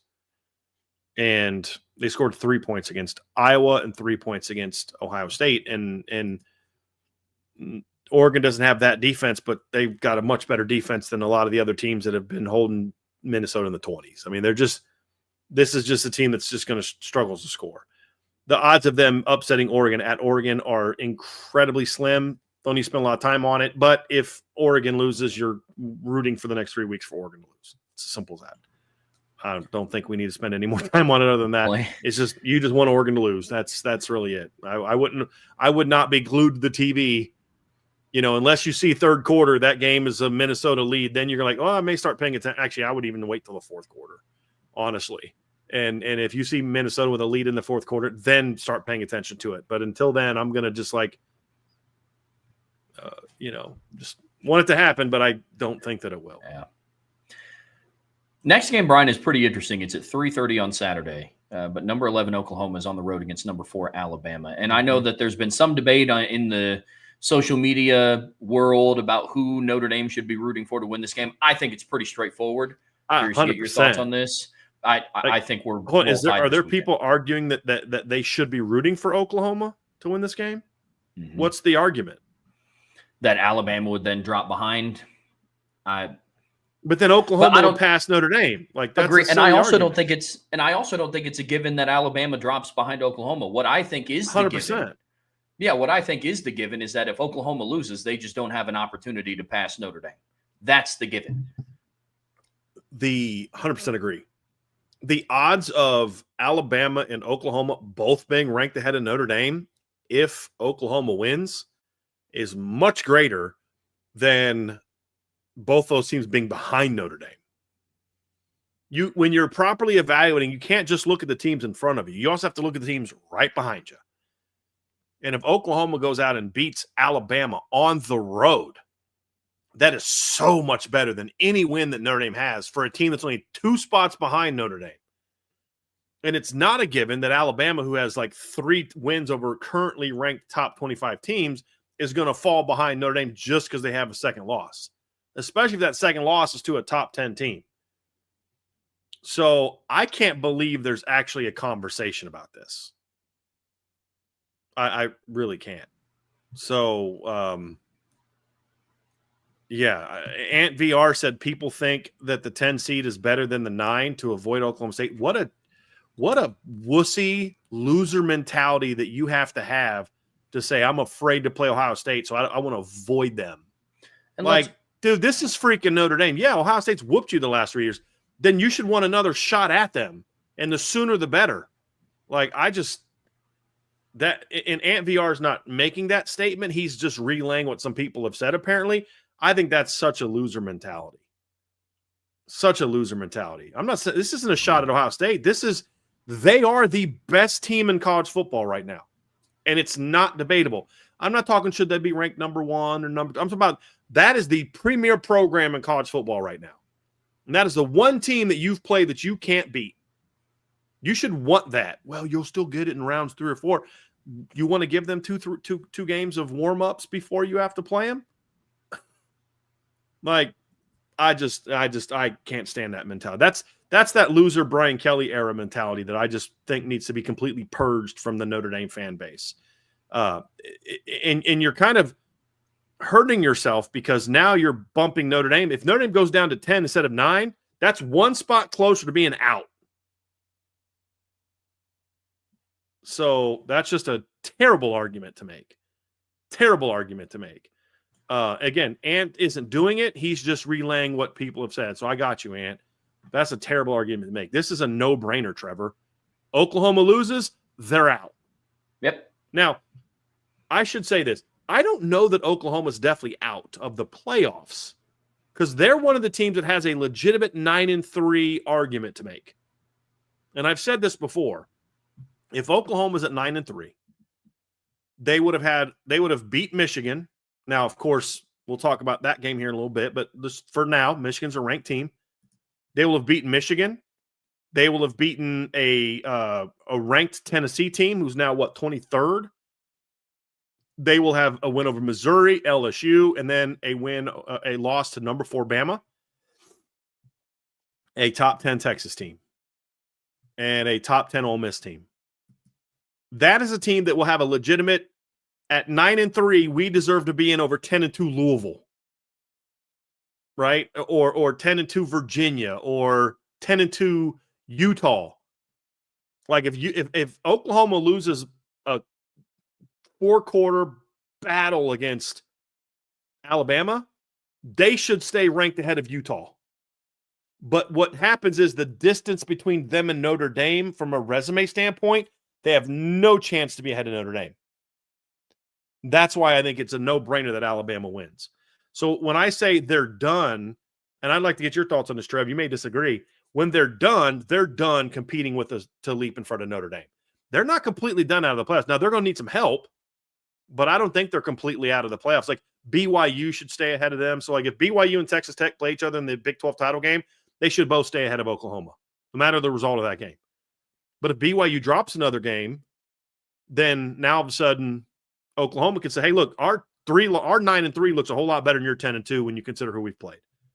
And I'd say that's very fair, especially since they played a really good team out of conference, unlike BYU and Texas Tech and just about everybody else in the Big 12. So that's my thoughts on that. No-brainer who you want to win this football game. Yeah.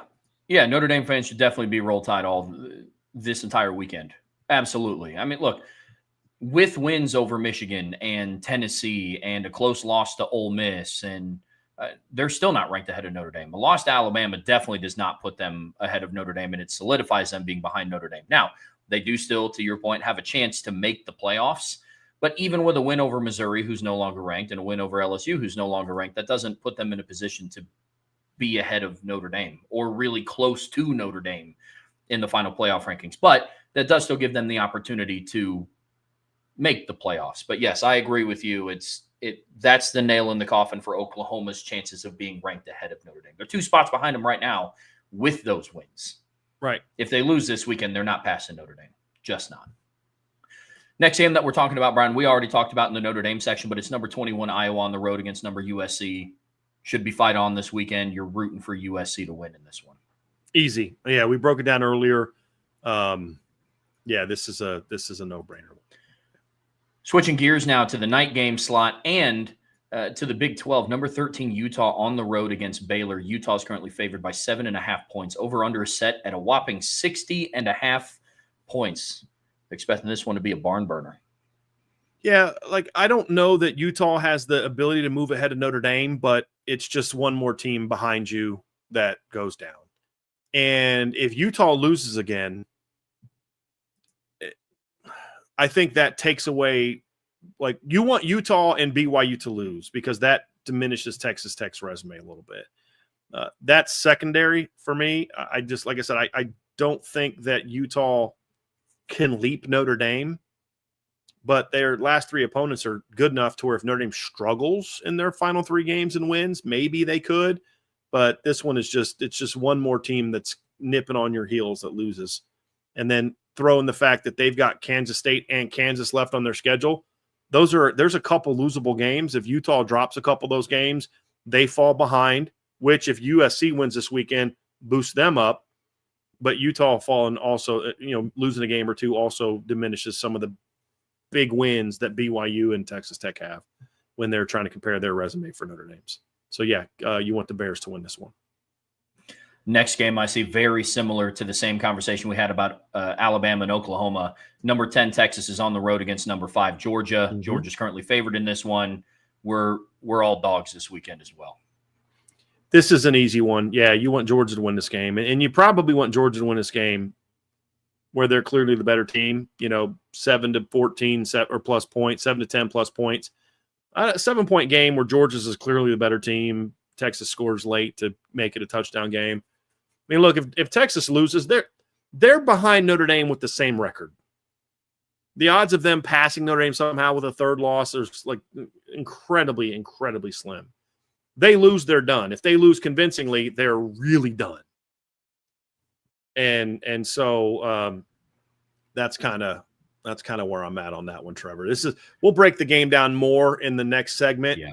But this is easy. You want Georgia to win, and you do that, then all of a sudden you're at 9, 10 loses, 11 loses, and they all now have more losses than you have. They're done. And now you're just worried about a Big 12 team catching you, and I just don't think any of them have strong enough resumes. One-loss BYU team is 3 spots behind Notre Dame. I don't think beating Cincinnati or TCU is going to jump them ahead of Notre Dame. But I'm more worried about Texas and Oklahoma jumping Notre Dame while keeping the worst case scenario for Notre Dame this weekend is Texas and Oklahoma winning walk-offs. Last second, down to the wire games, because the odds are they both move ahead of Notre Dame and neither of the other 2 teams that lose fall behind Notre Dame. Alabama probably has the best shot because they have, but actually probably not because they already lost to a bad Florida State team. Yeah. So I don't know that losing to Oklahoma would knock them out all of a sudden, but the odds are pretty good then that Notre Dame falls to 11. That's a bad place to be because you'd be out at that point in time. You'd be out of the playoffs. Mm-hmm. Yep. So you would be out. You need more. You'd be out of the playoffs in that scenario with no meaningful big win in sight for you. You would just have to hope that a bunch of chaos happens in the final. Couple weeks. You would need. So this is what you're hoping happens over the next couple weeks. And again, I just don't think you want this to be the case. I just don't think you want to sit here and be rooting for Alabama. You would then need Alabama to lose to Eastern Illinois or Auburn. You would need Georgia to lose to Charlotte or Georgia Tech. You would need Texas to lose to Arkansas or Texas A&M at home. Now, that's possible. Or you would need Oklahoma to lose to Missouri or LSU at home. That I am not feeling great about, for sure, some of that stuff. If, that would be, boy. That would be, yeah. The final game that we're going to talk about here, Brian, and you already brought it up here briefly, but we're going to the nighttime slot, like after dark slot, and it's TCU is on the road against number 12 BYU, who's currently favored by 4.5 points over the Horned Frogs. It's like an old whack after dark game, man. Yeah, man. So this is easy one. You want BYU to lose. If they lose, they have zero chance of getting in over Notre Dame. Now, could BYU still get in the playoffs? Yeah, they could if they run the table and win the Big 12, but they won't be ahead of Notre Dame. Well, what if 2 Big 12 teams get in? Fine, they both get in. Texas Tech, if Texas Tech runs the table, gets into the Big 12 title game, BYU loses this weekend, but still somehow with things happening, gets into the Big 12 title game still, they beat Texas Tech in a rematch. All right, cool. Texas Tech is still in. Well, they might be ahead of Notre Dame. Yeah, so they're ahead of Notre Dame now. But they're not going to leap BYU ahead of them because they beat Texas Tech if BYU was behind Notre Dame by 3 spots with a loss, if they get a second loss to an unranked team, they have no shot at passing up Notre Dame. That's why I keep telling people, just because X number of conferences get teams in does not mean Notre Dame, it hurts Notre Dame because those teams are ranked behind Notre Dame. So this is one that I'm not putting a lot of thought into. TCU's been such an inconsistent up and down team. They've had so many opportunities to really become a contender in the league, and they've just kind of blew them.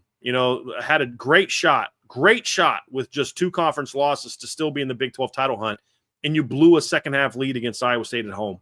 Just can't do it. So, I would very much like to see BYU drop a game, although I just don't see it. But I'd love to see Sonny Dykes have that big win. Yep. Folks, that's going to do it for part 2 of today's show. Don't go anywhere. We are getting ready to Sorry, it's just a weird weekend. It's like great games at the top, a little bit, and just a bunch of poo this weekend, man. It's like I was so fired up about this weekend until I went and looked through the whole thing, and you're like, dude, this is there's a lot of poo this weekend. Yeah. Yeah, there is. There is. That's how I was going to open the next segment, man. It's like it's a weird weekend of college football. Yeah. It is. But, folks, that's going to do it for part 2 of today's show. Don't go anywhere. We're getting ready to preview some of the big games going on around college football. But before we get there, make sure you hit that like button. Make sure you're subscribed to this channel. Also, make sure you're subscribed to the CFB Nation channel. Bill Bender and Bill Trocchi were live earlier this morning previewing this weekend's games. And then Vince and I are going live tonight at 8 p.m. Eastern time for this week's edition of the Spread Option. So you're gonna want to make sure you do not miss out on that episode either. But as always, the best way to support what we do here is subscribe to the premium message boards at boards.irishbreakdown.com. All right, Brian, in part 3 of today's show here on the Irish Breakdown podcast brought to you by FanDuel, we are talking some big games going on around college football, and we're going to take a deep dive into 3 of them. Like you said in the last segment, man, this is a weird game of college football. You think of the matchups going on. You get, Notre Dame Pitt is a ranked matchup. You get Alabama and Oklahoma. You get Georgia, Texas. Like, man, this is gearing up to be a pretty awesome week of college football. Well, I mean, outside of Iowa at USC, the other game that we're previewing, there's not really a whole lot going on outside of that. So this is a very, very, very front-loaded slate of college football. It is, man. It's weird. It's like I've been talking for a while about how excited I was for this weekend, and then you then go through the whole schedule and you're just like, man, it's not as good as you thought it was going to be. But then also some teams have lost. Like a couple weeks ago, I was thinking like, well, this Clemson Louisville game is going to get real interesting. Like 3 weeks ago, maybe. And then Louisville drops back-to-back games at home to SMU at Duke. And you're like, well, okay, that one's no good. You come into the season and you're thinking this South Carolina A&M game late in the year is going to be a pretty good game. And then South Carolina's just completely falling apart. They look, Texas A&M, they're going to look for payback last year. And, obviously the games we looked at, we know that are good games. And, Georgia Tech, Boston College was a game that if BC was as good as they were last year would be like, well, I think Tech's going to win, but this is an upset alert game for me. And just Florida, if you're sitting thinking like Florida, Ole Miss, that's going to be a great game. And it's turned into a game that just doesn't matter. TCU's blown an opportunity to be ranked. And I mean, if TCU beats Iowa State last week and goes to 7-2, there's an outside chance that they jump into the top 25 and not Cincinnati. Like it's so frustrating watching that team sometimes. So such a missed opportunity. So I look at it, man. I think this could be a very interesting weekend at the top. There's a ton going on from 10 to 23, 22. There's a ton going on where teams could lose, but they're not like marquee games. Like Michigan could certainly lose at Northwestern. Not a marquee game. BYU could lose to TCU. Not a marquee game. So that kind of put a little bit of a damper, I guess, on the weekend, Trev. But I got to say, though, even with all that, man, the top of the slate games are absolutely going to be awesome. And I'll also say this, too, like one of the premier games going on this weekend, we've spent the last 3 days previewing. So it's like if we were a national channel and not a Notre Dame channel, we'd have a fourth big game to talk about. That's a great point. Yeah, that's a great point. And honestly, it feels good to have Notre Dame back in the spotlight and having another big premier game because as fun as it was previewing Boston College and Navy, this is what you kind of love covering Notre Dame for. You know what I'm saying? Yeah. So this is going to be a fun one. But the first game that we are talking about, it's a 3:30 kickoff. It's a huge matchup in the SEC. Number 11 Oklahoma on the road against number 4 Alabama. Currently, the Crimson Tide are favored by 5.5 points. The over/under is set at 46.5 by our friends over at FanDuel. A lot of things to talk about in this matchup here, Brian. A lot of different things, and one of them I'm excited to talk about, and that's Alabama's offense. Because No, you're good, man. I'm ready to have this conversation. How valid, how legitimate is Alabama's offense? You look at the pieces and who they have, and you look at the names. You got Ty Simpson, Jeremy Bernard, Ryan Williams, Isaiah Horton, Jam Miller on the offensive line. They have Caden Proctor. But how effective are they in big games? I hear all this talk about Notre Dame and big games. Look what they did against Miami and A&M. I watched them put 40 points on the board against A&M.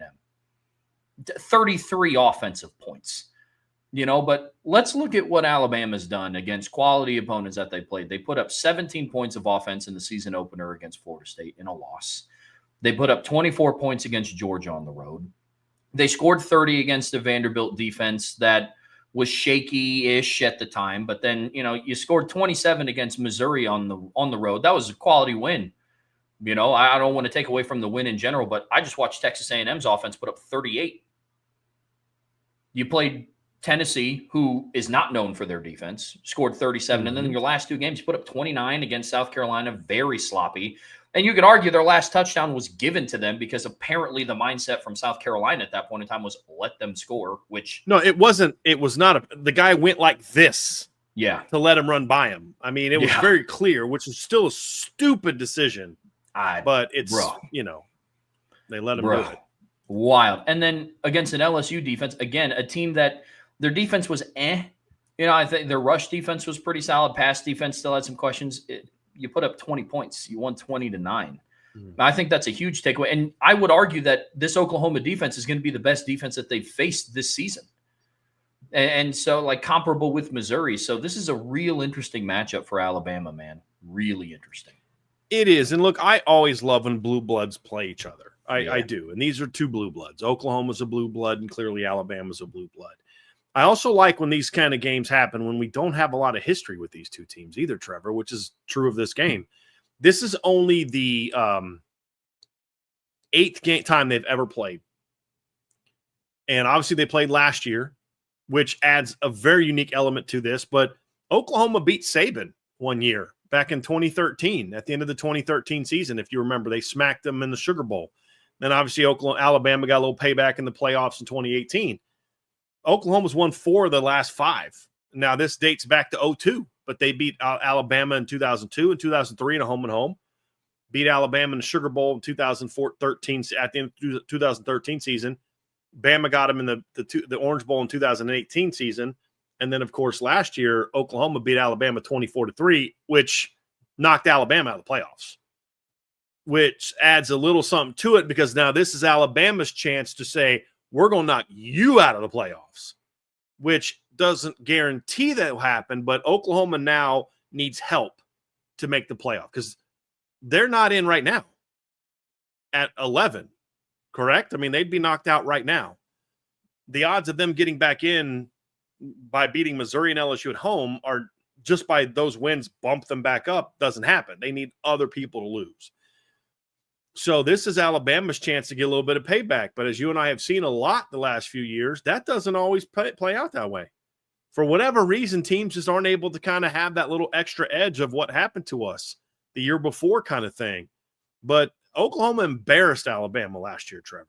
Absolutely embarrassed Alabama. And I'm very curious to see what this Alabama team is coming out of this game because to your point, Alabama, their offense is so puzzling to watch. You talk about how good their offense is and some of the stuff they do. It's like, man, this team, do you know Alabama has not had a 400-yard game since October 4th against Vanderbilt? And they've only had 3 400-plus yard games all season on offense. All season. And look, they've played big games, but look, some of their big game wins are not against great defenses. Vanderbilt does not have a great defense. Missouri does not have a great defense. It's a good defense. It's not great. And Tennessee definitely doesn't have a great offense. South Carolina doesn't have a great offense and only had 344 yards last week against LSU. I think Texas A&M had close to that in the second half against LSU the week before. And it's like, that's why I think Alabama at 4, I was good with it 3 weeks ago, but just this team has not gotten better. They're winning, and you got to give them credit for that. But I saw something on the board last week that was I just don't think the way Notre Dame's playing right now, they can beat Ohio State and Alabama. I was like, look, I don't disagree with you on Ohio State. Notre Dame's got to raise their level of play offensively if they want to beat Ohio State. I don't know what Alabama team you've been watching the last month and a half, but Notre Dame, with all their issues, is still, to me, a better team right now than Alabama. Do I think Alabama deserves to be ranked higher than Notre Dame? Absolutely. Do I think Alabama deserves to be ranked higher than Georgia? Some point in time, that head-to-head is going to matter a lot less to me, the way that Alabama's been playing compared to the way Georgia's been playing. Like the last month and a half since the Alabama game, I've been far more impressed with what I've seen from Georgia than Alabama. Far more impressed. I'm more impressed with what I've seen from Texas Tech when they actually have their starting quarterback on the field than what I've seen from Alabama. So this is a very fascinating game because you're playing an Oklahoma defense that's very good. There's only one problem, Trevor. You know what that one problem is in this game? As mediocre as Alabama's offense has looked, Oklahoma's is worse. Yeah. Yeah, I was just about to say, man, for all the questions and the things that I posed about Alabama's offense over the last couple of games, it's been my question about Oklahoma's offense the entire season. And that's what's really, really handicapped them. Unfortunately, down in Norman, Brett Venables and the things going. And yes, I understand John Mateer was hurt for some of that, but even with him, when he was healthy, before his injury and now, it's not like their offense has been lighting it up. It's not like when we talked about Texas Tech, it's like, I don't know, without Baron Morton. And they still put up like 42 points without Baron Morton, by the way. But for Oklahoma, it's been all season long. They scored 24 points against Michigan, 24 points against Auburn. They scored 6 against Texas. They scored 26 against South Carolina, 26 against Ole Miss.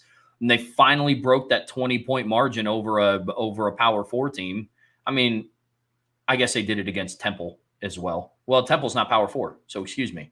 So they finally broke that 20-point barrier, or the 30-point barrier against a Power 4 team on the road against Tennessee, and they scored 33. And like we said, Tennessee is not known for their defense. Nope. Not known for their defense. So I have more Not questions about the – No. Yeah.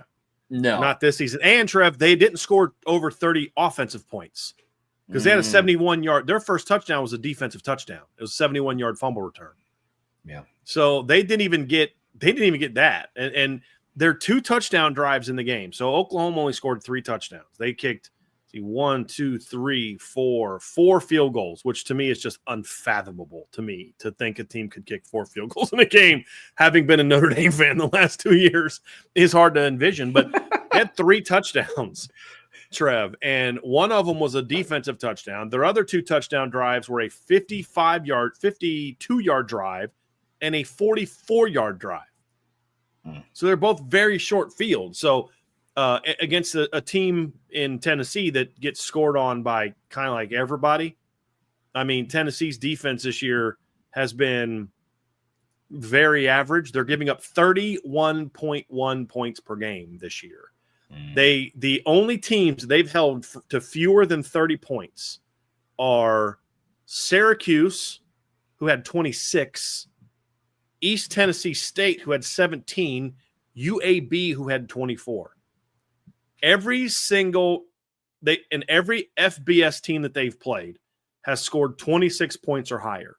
26 to Syracuse, 44 to Georgia, 34 to Mississippi State, 31 to Arkansas, 37 to Bama, 34 to Kentucky, and 33 to Oklahoma. Kentucky, by the way, is scoring 24 points a game. And they scored over 30 as well. So I'm not impressed that Oklahoma went out and scored 33 points thanks to a defensive touchdown and a couple of short fields against that defense. And while I have been unimpressed with Alabama's offense, I think Alabama's defense has gotten much better as the season has worn on. And they've only allowed one opponent all year to go over 400 yards, and that was Tennessee. And Tennessee had 410 yards that game. That's the lowest Tennessee's had all year, and the next closest was the 456 they allowed to Oklahoma. Their 5.32 yards per play against Alabama was their lowest yardage of the total of the season. Oklahoma and Alabama are the only 2 teams that held Tennessee to less than 6.47 yards per play. So when you look at this game and you break it down, they're both very good on defense. They're both struggling on offense, but I still trust Alabama's offense more than I trust Oklahoma's offense, especially at home. And I think that's the thing that gives me a little bit of pause here is that Alabama has been a better offensive team at home for the most part than they have been on the road. Now, of course, last week they didn't play very well against LSU. But that's kind of That's kind of where I'm at. I think these teams are very similar, both very good on defense, both with struggling offenses. I have a lot more faith in Ty Simpson to make those plays right now than I do John Mateer. Now, I still go back and say, boy, I would have liked to have known what this Oklahoma offense could have looked like if he would have been healthy all year.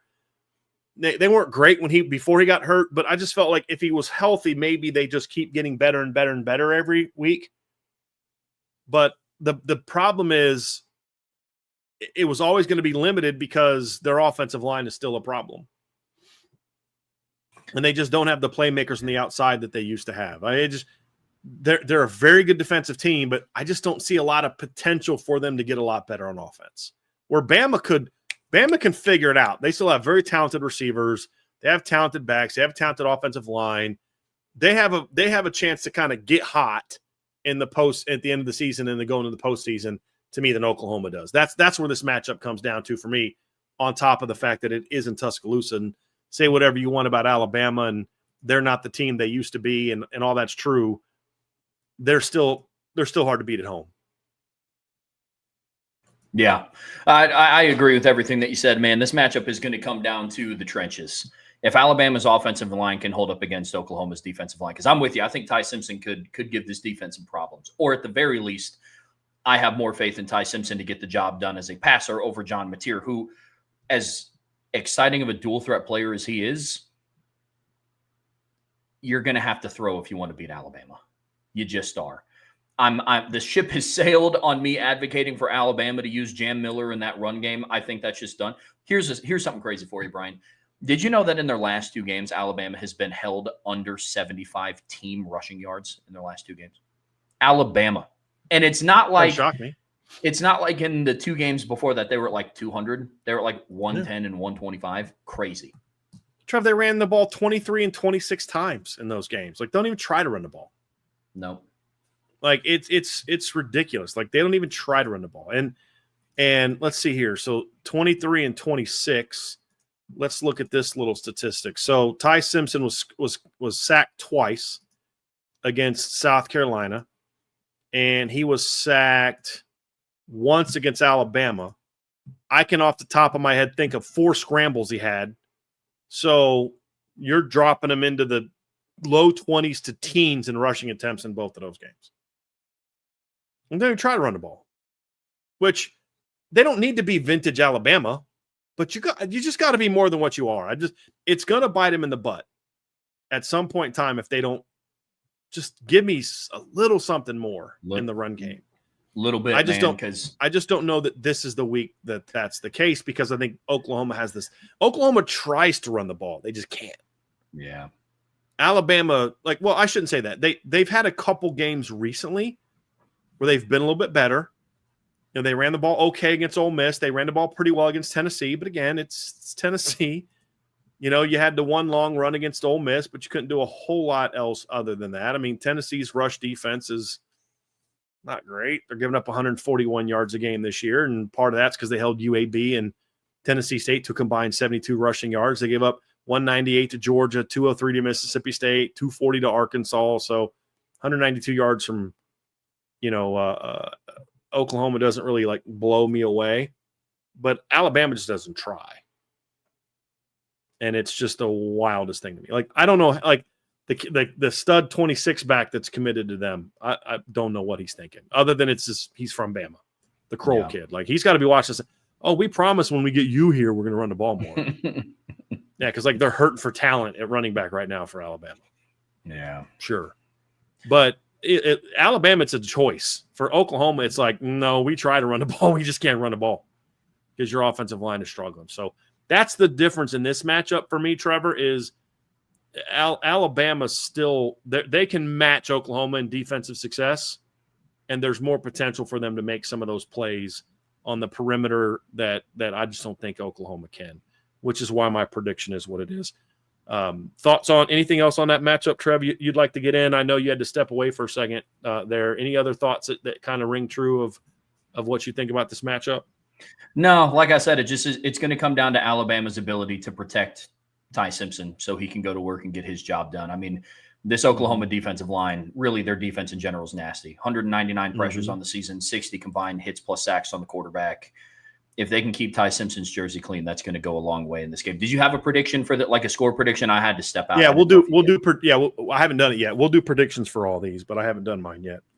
Gotcha. Right on. You want to go first? Yeah, I'll get us kicked off. I will get us kicked off here. I have Alabama winning this one because like everything that you said, Brian, I'm in line with. I do think Alabama is going to keep Ty Simpson's jersey clean relatively throughout the matchup. Oklahoma, when you go up against this good of a defense, they will get some pressures. I don't think it's going to be a repeat of what they did to Auburn. They had 10 sacks against Auburn. I don't see that happening against this Alabama defense, and that's going to be what ultimately Oklahoma is going to have to do because they're not going to be able to score over 24.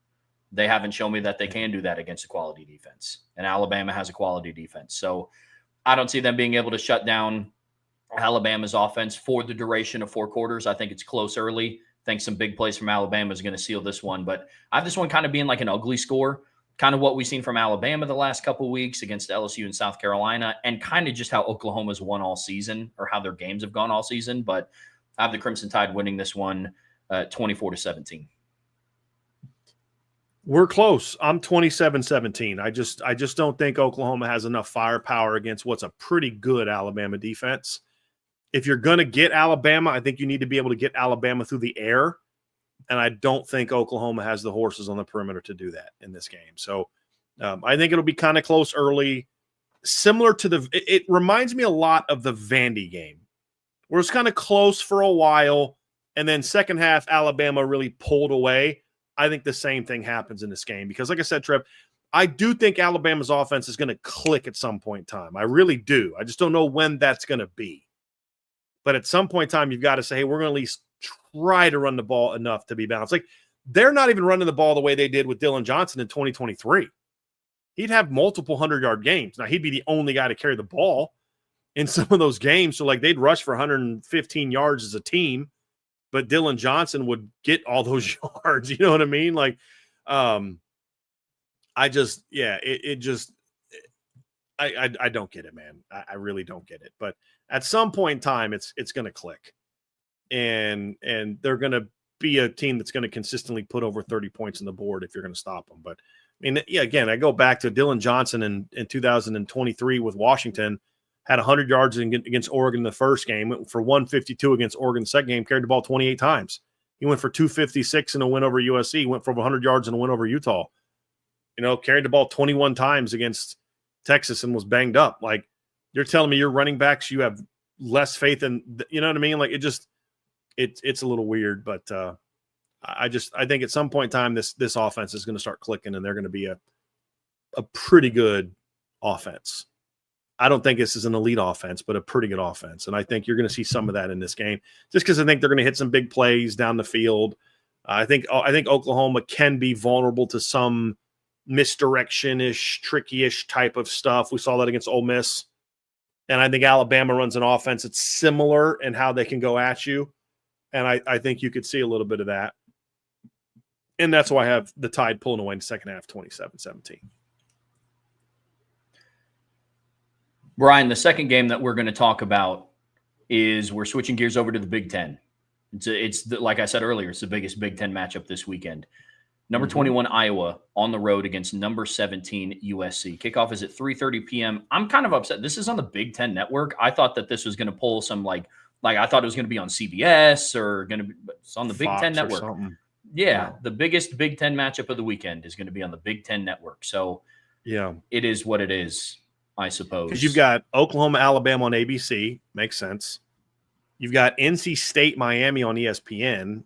And then you've got Fox has the UCF Texas Tech game. So they're taking a Big 12 game.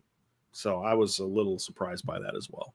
Yeah, I'm not sure which game has the afternoon slot on CBS. I would assumed that would have been the Iowa-USC game. But I digress. Currently, USC is favored in this matchup by 6.5. The over-under is set at 49.5 by our friends over at FanDuel. Brian, this is going to be a big Big Ten matchup. Yeah, it's a big game, and it's a big game for both teams, obviously. Iowa kind of lost their chance to earn a playoff bid last week the number of things that would have to happen for Iowa to jump into the playoff is just, with 3 weeks left, is just astronomically slim. But you still have a shot to have a great season. You played Oregon down to the wire last week. It was a very close football game. You took it down to the wire. You had a shot to win it at the end. You couldn't keep Oregon out of the end zone, and you had a shot to go 7-2 and get a big jump up the playoff rankings, and you just couldn't get it done.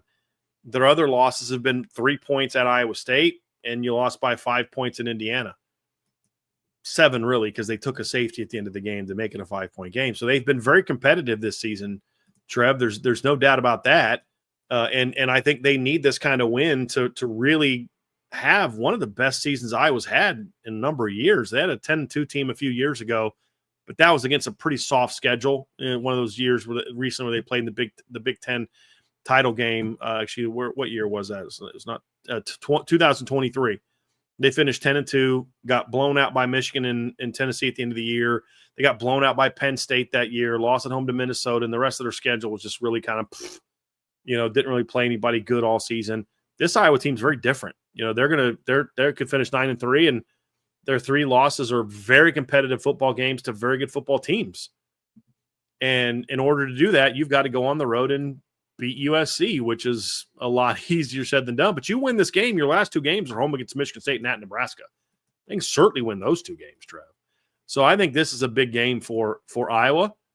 And for USC, Trev, you're fighting for you're battling for the playoffs. Like you're legitimately playing for the playoffs here. And so I'm very curious to see what USC is made of. And this is a game we've seen before.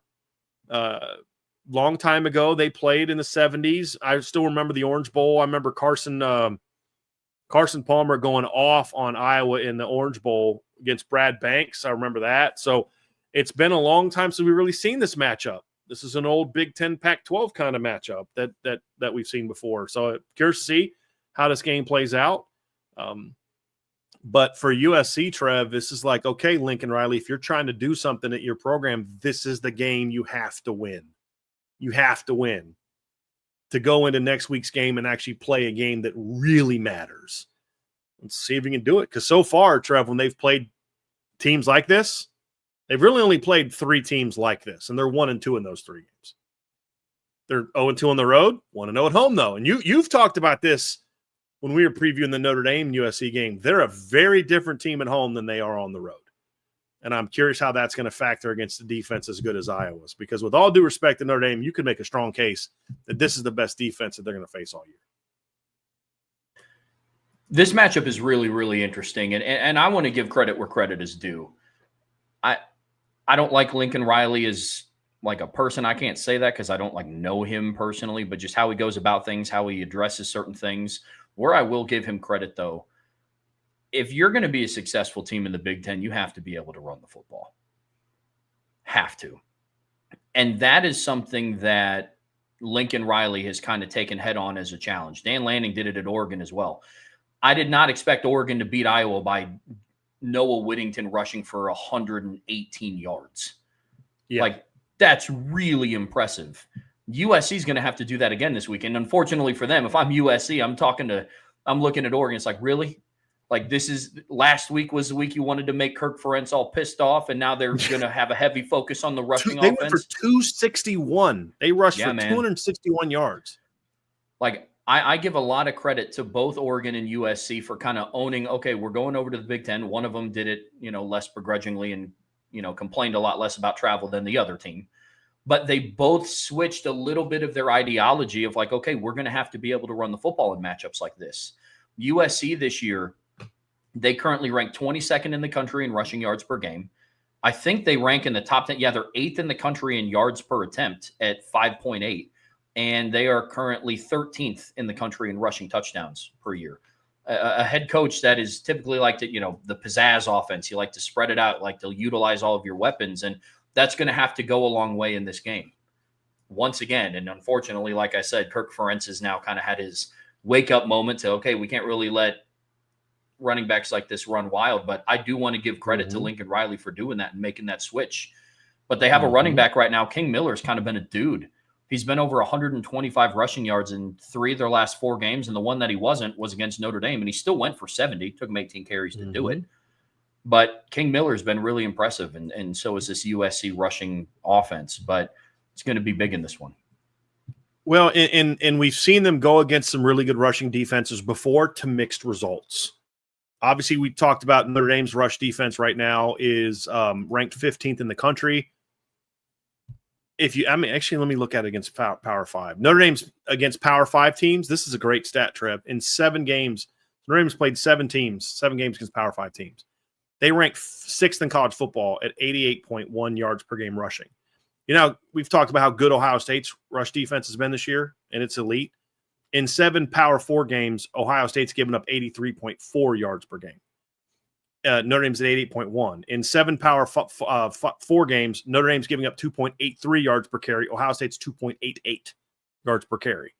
2 of the teams ahead of Notre Dame and Ohio State have only played 1 game against Power 4 teams. And that was Kansas State for Army, and then Washington State for North Texas, who's not even a Power 4 team anymore. So they struggled against Notre Dame's really good rush defense. But Notre Dame's been kind of doing that to everybody. Now, the other team that they played that's a really good rush defense is Michigan. And if you look at Michigan against everybody not named USC, they gave up 50 yards, 138, 79, 43 to Nebraska, 75, 40, 115 to Michigan State, and then 138 this past weekend at Purdue, or 2 weekends at Purdue because Michigan was off this week. But in that game against Purdue carried the ball 39 times. Michigan has only allowed 1 team to go over 3.54 yards per carry in a game. Only 1. They've only allowed 1 team to rush for more than 138 yards this season, something that Iowa, by the way, and their vaunted rush defense is allowed to happen twice. For Michigan, it's only been once. Who was that to? USC. And in that game, USC rushed for 224 yards and 6.2 yards per carry. I've had Michigan fans cry about, we lost Justice Haynes in that game. That's what – I'm like, bro, USC lost their top 2 running backs in that game, same game, and their walk-on third stringer ran all over Michigan in that game. And King Miller, Trev, has been very good since taking over, with one exception, and that was against Notre Dame. But if you look at what he's done, he went for a $158 against Michigan, a $129 against Nebraska, and a $127 against Northwestern. He hasn't carried the ball more than 18 times.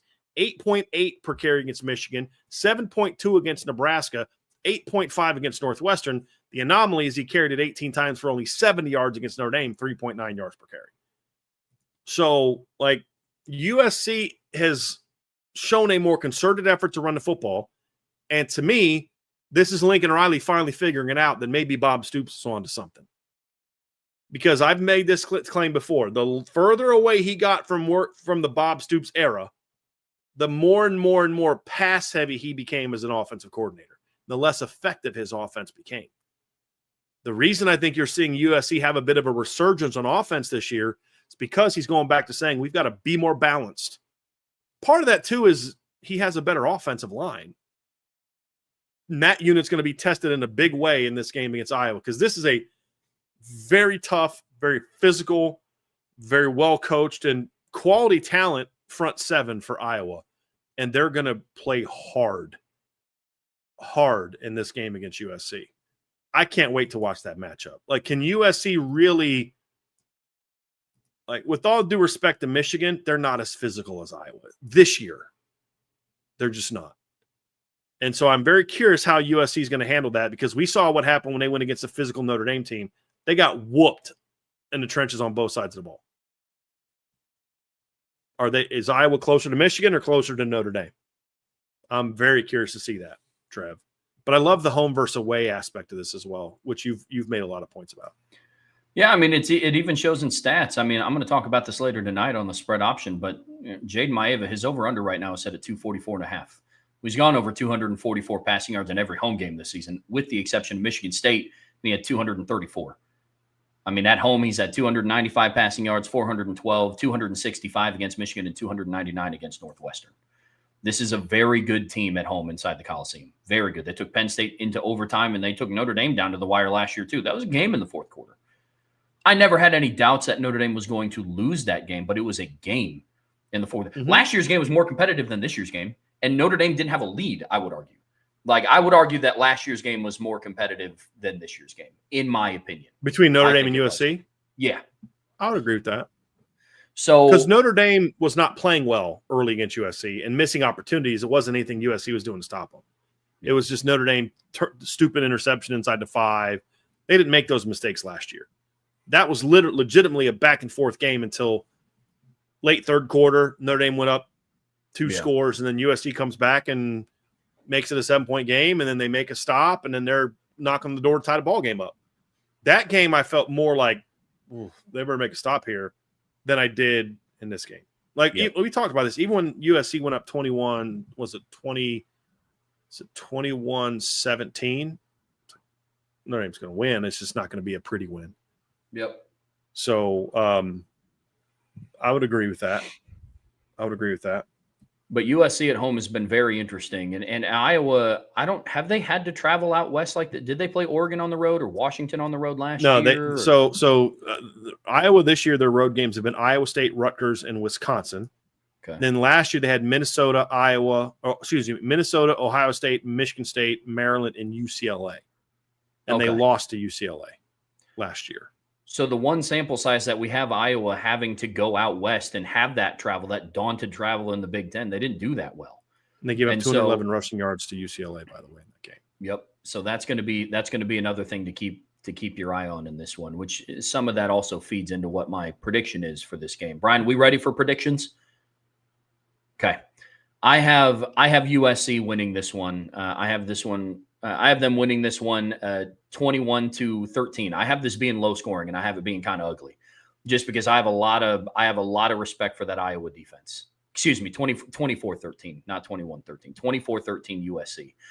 I think that the travel in the Big Ten is very real. For whatever reason, it's not just an Iowa thing. We see that across the conference. Teams have struggled to travel out west and play well. From the top of the top to the middle tier to the bottom of the Big Ten. That has been an issue on both sides. Iowa this year, I think that they are a good football team. I do think that they're better than last year. But unfortunately, this is what I said at the start of the season. I think Iowa's going to beat the opponents that they should beat, and they're going to lose to the better opponents that they faced. The one exception is Iowa State. I think they should have beat Iowa State on the road. But that was still a ranked game. Then they beat UMass, they beat Rutgers, they lose to IU. Beat Wisconsin, beat a bad Penn State team by 1. Yeah, they take Minnesota to the woodshed, then they lose to Oregon. I see that trend continuing, and I think USC's hot right now. To your point, Brian, I think that Nebraska win showed them something. I do. And I think that that's going to carry over into this one. I have USC winning 24-13.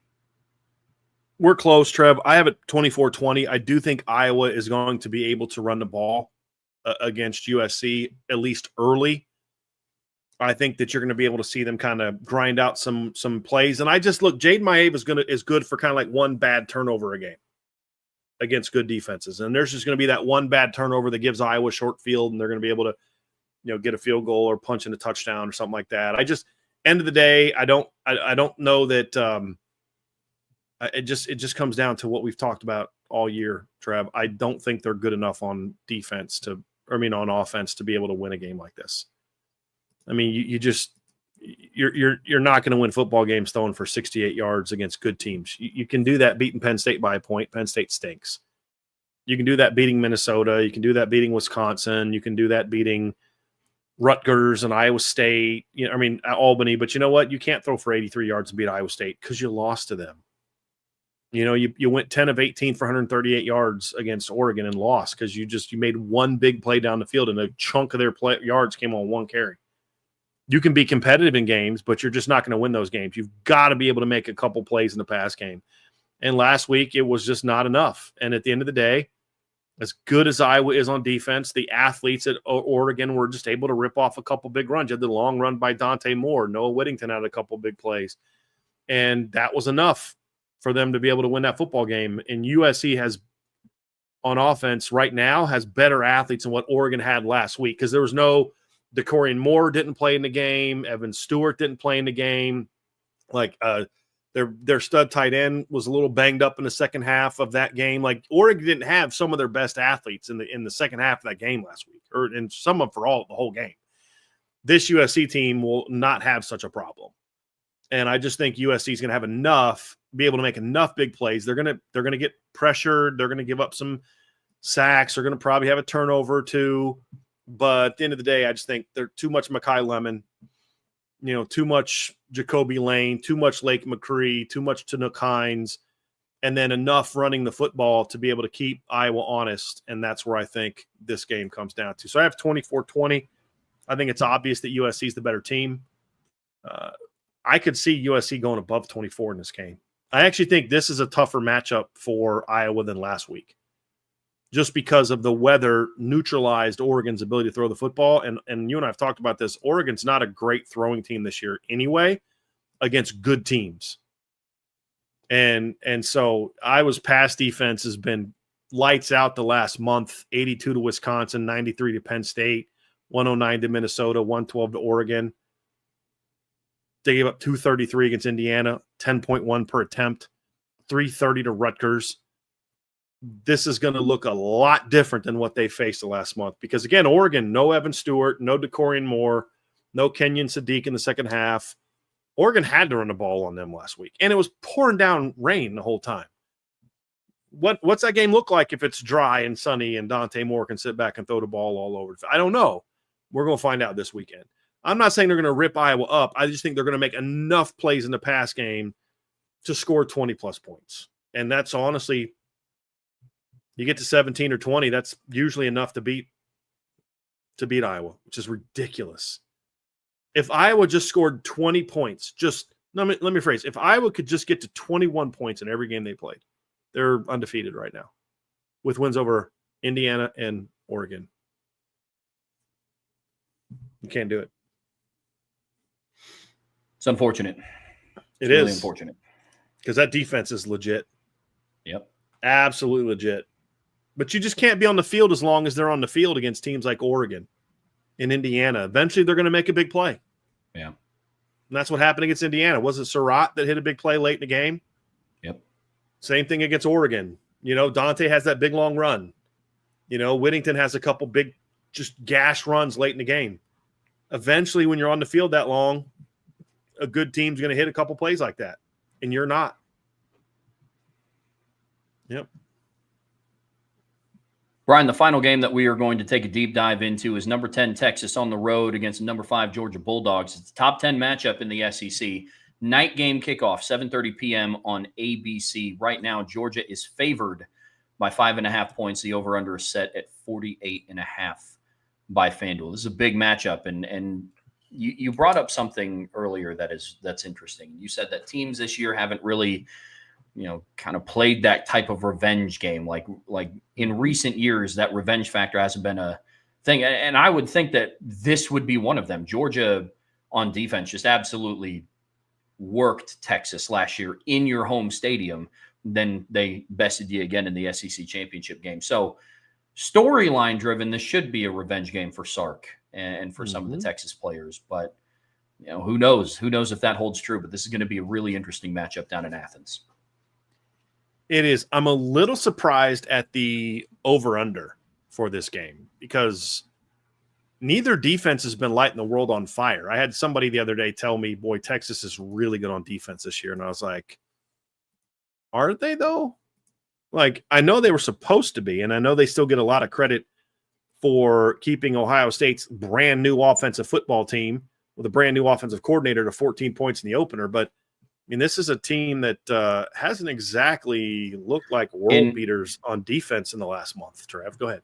Yeah, I had an article out about this. I talked about how Notre Dame is playing like one of the best defenses, and I made a little nod at it is the best defenses and some of the perceived best defenses, and Texas falls under the category perceived. In their last 5 games, Texas is giving up 23.4 points per game, 396.6 total yards a game, 302.6 passing yards a game, then 93 rushing yards a game. For comparison, Notre Dame is giving up 11.6 points per game. Ohio State's 8.6, which is crazy. Iowa's at 13. Indiana's at 14.6. Oregon's at 17.4. Texas is at 23.4 points per game. I mean, Trev, Florida went for 457 against Texas in a win. Oof. Like you look at, they held Oklahoma to 258. We've talked about their offense and the problems they have. Kentucky went for 395. Mississippi State went for 445. Vanderbilt went for 423. Like, they've given up at least 258 passing yards in 4 of their last 5 games. This is not the same Texas defense of last year, and Georgia's offense is getting hotter. Now, here's the question on the other side. Is Georgia's offense actually getting hotter, or are they just beating up on bad teams? Like, that's my question on the other end, because if you look at Georgia, in their last, since the Alabama loss, they went for 425 and 6 yards of play against Kentucky, scored 31, 35-14, had 510 yards, 221 rushing, 289 passing, in a 43-35 comeback win over Ole Miss, and then had 567, 7.7 yards per play, in 303 rushing, 264 passing, and a 41-21 win over Mississippi State that wasn't as close as the 41-21 final score showed. Like, early on, that game looked like kind of what we thought it was. Like, you know, Mississippi State's going to hang around, and then Georgia, the second quarter, just buried them. But in that same stretch, I left out a couple games. In between the Kentucky and Ole Miss game is the Auburn game, where Georgia only had 296 yards of offense, 4.3 yards per play, and honestly was a screw job from the officiating crew away from being down 17-0 going into halftime against Auburn. And then they have the big performance coming out of that. The Georgia offense does against Ole Miss, whose defense is not great. And they play Florida. They only go for 361, 5.3 yards per play, only rush for 138.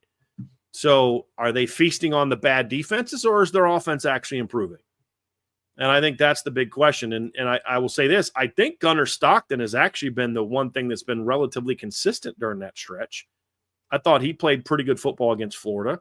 I thought he had some big throws against Auburn, had some misses. But the issue has been in those games they've struggled. Their run game hasn't been very good. And so, like, that's the thing that I'm curious about. But then you look at Texas, Trev, and, you know, their rush defense, their pass defense has been a problem lately. As we pointed out, their last 5 games, they've given up 298, 210, 258, 382, and 365. In 3 of those against the 3 kind of good offenses they faced. They gave up 10.6 per attempt against Florida, 8-9 against Mississippi State, 9-6 against Vandy. In their last 2 games, they've given up 747 passing yards, over 9 yards per attempt, 8 touchdowns, no picks in their last 2 games. But one thing that they've done well is their rush defense has been pretty good. They gave up 159 to Florida, but only 4.3 yards per carry. Kentucky rushed for 137, but on 46 carries. Every other opponent they've played has been held to 85 yards less or rushing. Matter of fact, the third best rushing performance against Texas all year was San Jose State with 85. They held Ohio State to 77, UTEP to 50, Sam Houston State to 27, Oklahoma to 48, Mississippi State to 63, and Vanderbilt to 58. So their rush defense has been pretty good. So that if they can do that again this week, when Georgia can't run the ball, their offense sputters. So that's a really fascinating part of this matchup, Travis. Can the Texas defense on the road against a physical team shut down the Georgia run game? If they can, they've got a shot to be in this game. If Georgia goes for over $150, I think that makes it a lot harder for Texas to win this football game. A lot harder. So that's the first part of the matchup, Trev. I'll let you kind of respond to that. And then I want to talk a little bit about the matchup of the Texas offense against the Georgia defense, because that's an interesting aspect too. Yeah, I mean, the toughest part about Georgia, like, their offense has been very sporadic. Neither phases kind of click at the same time, but when they have, they've been dominant. I mean, look at Ole Miss. Against Ole Miss, Georgia had 221 rushing yards. Now, it took them 49 attempts to get there, but still averaged 4.5 yards a carry. But in that same game, Gunnar Stockton went 26 of 31 for 289, completed 83.9% of his passes, 4 touchdowns, no picks, and he had the lone rushing touchdown, also went for 59 on the ground. Yeah. But then you look at some of the other games where it hasn't all clicked at the same time. Georgia lost to Alabama by 3 points, averaging 6.8 yards a carry and having 227 rushing yards. How did they lose that game? It's because Gunnar Stockton had 130 passing yards and a touchdown. Mm-hmm. Like, it's very rarely does this offense fire on all cylinders. Are they going to be able to do that in a game where Texas has a really good run defense? I don't know. Like, that's what's been so interesting about them. Nate Frazier's kind of had a decent season. He had a good game against Mississippi State, ripped off some big runs, but that's a very interesting matchup, is Georgia's ability to run the football combined with Texas's ability to stop the run. That's definitely one matchup. And then I'll transition us over, man, to the Texas offense, because this is another one. For all the jokes about Arch Manning earlier in the season, he's kind of turned it on the last 2 weeks. He has. Now, he has played Mississippi State and Vanderbilt, but in the last 2 weeks, he's thrown for 346 and 328, completed 63 and 75.8% of his passes, has 6 touchdowns, 1 pick. Also has one rushing touchdown in there as well. He's becoming a more effective passer in comparison to earlier in the season. A lot of his production came on the ground. I mean, before the Red River, really up to the Red River, he had at least, 20 some odd rushing yards in every game except for one against Sam Houston State. He was their red zone offense, had 5 rushing touchdowns. Since then, he's had -1 rush yard, 6, and then 4. So he's starting to come along as a passer. And then Georgia's defense has also been volatile to giving up big plays, allowing teams to put points up on the board on them. There's really interesting matchups across the board in this one, Brian. And then you flip it to the other side, Trev. And you look at you talk about, like you said, that performance of that Texas offense against the Georgia defense. And I'm very fascinated by that. I'm actually looking up a stat right now because I'm very curious to see something. One thing that I'm curious to see is how does what Arch has done the last couple weeks translate to against a team like Georgia? And the reason I say that is because what has been interesting is they feasted on quick stuff. Against Mississippi State, for example, Arch completed, let me pull up the stats here. Trev, you've got his stats in front of you, right? So Arch completed 29 passes against Mississippi State. It's a very good performance. I think that's his career high so far. And 29 of 46, 346 yards. Of those 29 completions, 14, 15, 20, 22 of them were less than 10 yards behind the line of scrimmage. 9 of them were behind the line of scrimmage. He only completed 7 passes, 10 yards past the line of scrimmage. Then you go the next week against Vanderbilt, similar deal. He completed, in that game, he went 25 of 33.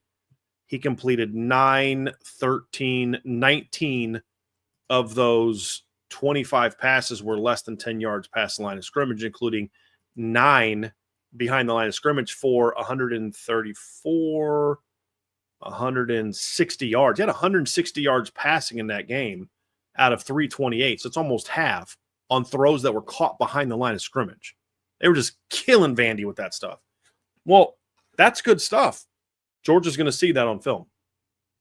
Can you do that to Georgia?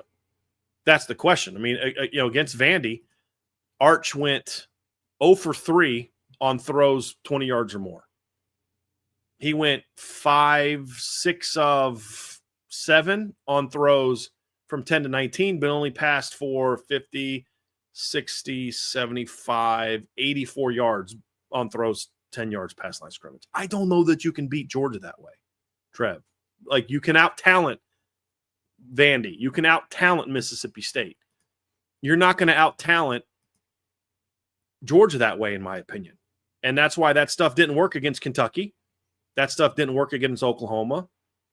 It didn't work against Ohio State. Like, can that work against Georgia? I think it can if you can hit some shots down the field and loosen them up a little bit, then that stuff can really work. But that's the part that I really worry about is can you still win that way? And then the other piece is, like, can you win that way without running the football?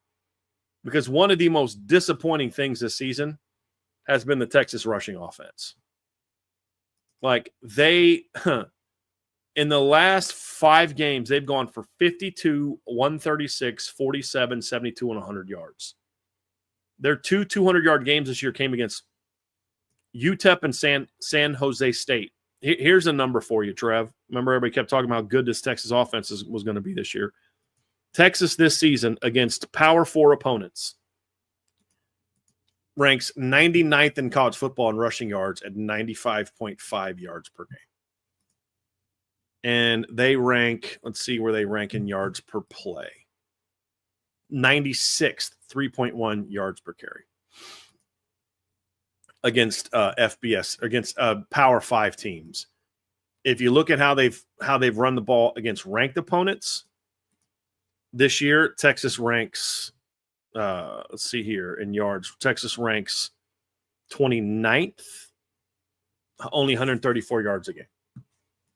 And that's because they ran the ball. Let's pull this up here real quick. Let's go to the Texas run game. And that's because they ran for $166 in the opener against Ohio State. Their last 3 games against ranked teams, they've gone for 136, 3.9 per carry against Oklahoma, 100 yards, 3.7 yards per carry against Vanderbilt. Like, I just don't know if you can do that against Georgia the way you did that against Mississippi State and Vanderbilt. Because you and I said last week, that's not a very good Vanderbilt defense. It's not. We said it last week. It's not. I don't think you can do that against Georgia. And at the end of the day, Trev, here's what it's going to come down to. And this is where my prediction comes from. I don't think this is a great Georgia team. They're extremely well coached. Everything we said about Georgia in the preseason, I think, has been proven to be true about their talent. They don't have the talent of some of their more recent teams, on the perimeter especially. They're very young in the trenches, but there's 2 things that are absolutely true about this football team that are true of every Kirby Smart football team. They're physical and they're fundamentally sound. And that's been a bad recipe for Texas. Kentucky's not super talented, but they're physical and fundamentally sound on defense, and they shut Texas down. So I don't know how much of what we saw the last 2 weeks translates to this matchup. That's my big question. If it translates, then Texas has a shot to win this game. If it doesn't, then Texas is going to win this football game. I'm with you. We are on the exact same page here. I'll go ahead and give my prediction, and I'll toss it back over to you, man. It's a big matchup perception-wise, but I think this comes down to something very, very simple for me. Georgia refuses to die, and they are borderline unbeatable at home. I know they lost earlier this year to Alabama. I think that Kirby Smart has an Alabama thing. There are some coaches and some teams and some programs and some organizations that there's just that one team that they can't beat. For Georgia, that's Alabama. For Notre Dame, that's Ohio State right now as things stand. And so that was Georgia's whole thing. They weren't going to win a national championship until they beat Bama. Guess what they did to win their first national championship? They beat Bama. But Georgia's really, really hard to beat at home. I don't know if this Texas. Do you know the last time they've lost at home? Do you know when it is? Oh God, it was they were on like. I know you know it because you brought it up. You brought it up in a show earlier in the year. South Carolina, 2019. Yeah, a 4-8 South Carolina team. It was like a week or 2 after they beat Notre Dame. Yeah, in 2019. That's the epitome of they had just beaten Notre Dame and blew out Tennessee on the road. That's the epitome of a letdown game. Yep. They lost 20-7, lost at home 20-17, and that was the end of the Jim Chaney era. The next year came Todd Monken, and it's been different. But yeah, you're 100% correct, Trev. They have not lost at home, and they don't, other than Bama, and they don't. It's usually not even like super competitive. The Ole Miss game was there, but like you said, they just refused to lose. They battled back and won that football game. Last year they played a really good Tennessee team at home, tied at halftime, 17-17, buried them in the second half. Yeah. Buried them in the second half. 2023, I'm looking at all their home games. The closest game they had at home in 2023 was a touchdown game 9-point game against Missouri. Even last year, they had that overtime game at home against Georgia Tech. They were down big, but they just refused to lose at home. Just battled back.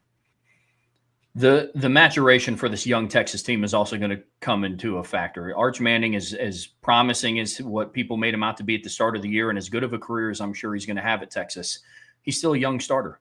He's still an inexperienced starter. This is a young offensive line. It's a young receiving core. Like, to go into Athens and beat Georgia, you have to have some veterans on your team. Like, I know Ty Simpson is a young quarterback. He's like, in terms of experience, he's going into his first year as a starter, was when he went into the Georgia game. But I mean, he's been a part of the team for like 3 years. And he's a coach's kid. Like, it's right. There's levels to a lot of different things. And I think that Sark is going to have a hard time maintaining the composure of his team. Not that they're going to go out and start fighting people. Like, I mean, composure, like playing in Athens, Georgia at night is huge. Right. Yes. Like, keeping a level head if you make a mistake, not having all of those self-inflicting wounds that just Georgia will feast on, man. The thing that I respect about Georgia is every single year since they won their last national championship, it's like, this is a less talented Georgia team than the previous year. And that's true. And I don't know if they're going to be able to do this like they did last year, which remains true. But, dude, this team refuses to die. And I don't think that Texas is going to be the team that gets it done. Texas has just not shown that they can take a punch. Like Trev, I don't know how much boxing you watched growing up. Like, I grew up when I was a kid, I watched a ton of boxing. And you'd have those fighters, man, and they just dominate lesser opponents, and they got fast hands, and they can punch, and they got strength and all that. But then they get to the better fighters, and you realize they just can't take a punch. The guy just can't take a punch. And Texas, to me, is that team.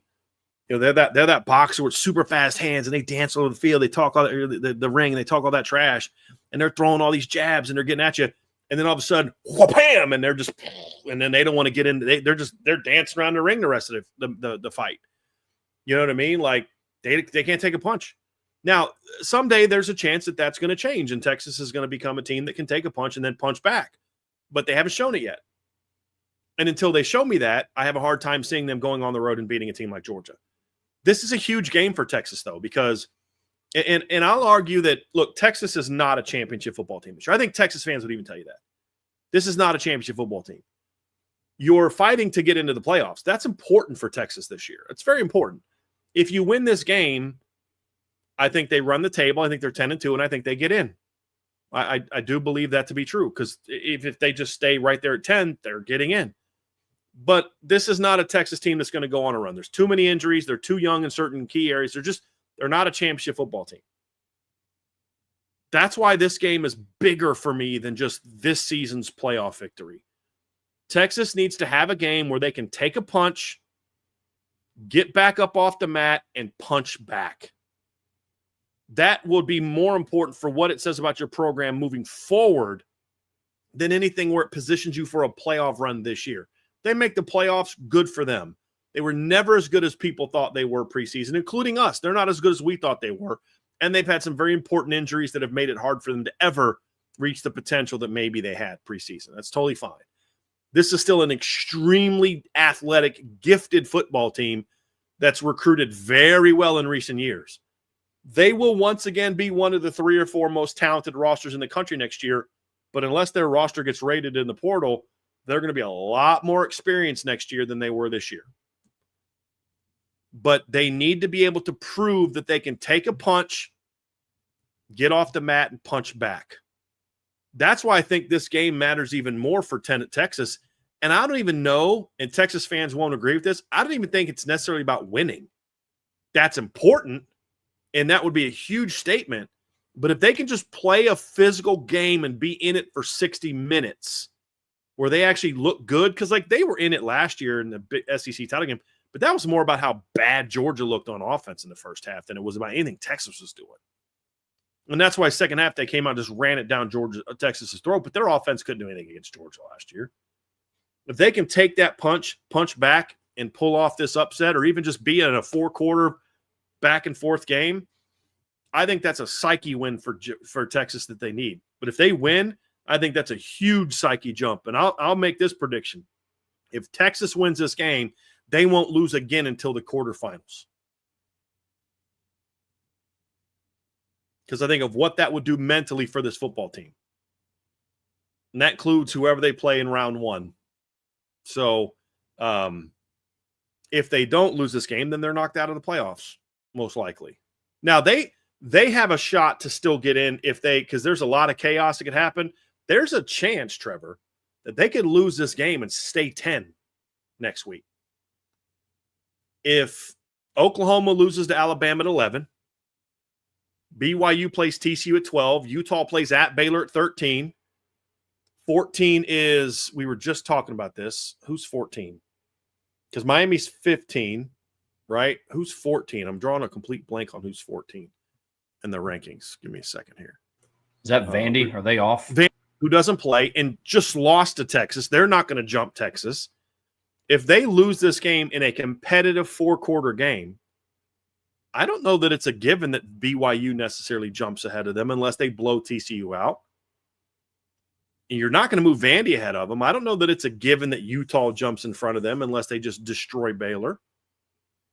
I could see Texas, and then even if they do drop a spot or two, do they go back up if they beat Texas A&M in the last game of the regular season? So I don't think Texas's playoff chances are completely done.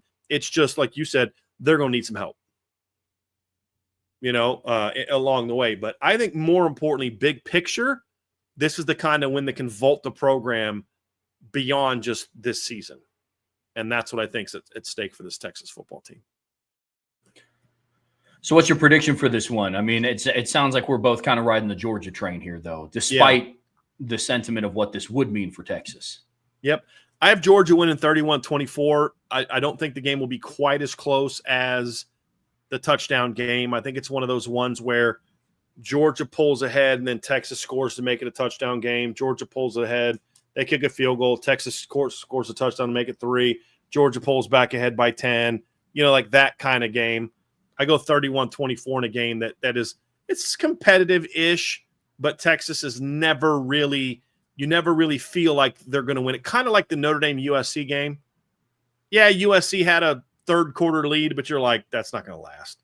And it lasted like one kick return. Yeah. You know what I mean? Like that kind of game where – you're like, yeah, Texas is getting closer, but they're just not there yet. Because like you and I talked about the Notre Dame USC game, I think we both grew a little bit more appreciation for USC coming out of that game. 100%. They're just not as good as Notre Dame, but they competed, they battled, they didn't back down. Notre Dame ran all over them, and then they'd counter with, they're making plays in the pass game. They didn't quit. It's cold. It was cold. It was rainy. USC had every reason in the world to quit, and they didn't quit. And we learned some about that team, and I think the same thing could be true for this Texas team. Is I could see them, being in a close competitive game where you come out like, dude, that team's going to be all right. They're finally figuring out what SEC football looks like, And Texas fans, we were in the SEC title game in year 1. Yeah, you had a soft schedule, and you got punched in the face twice by Georgia. You didn't have to play Bama.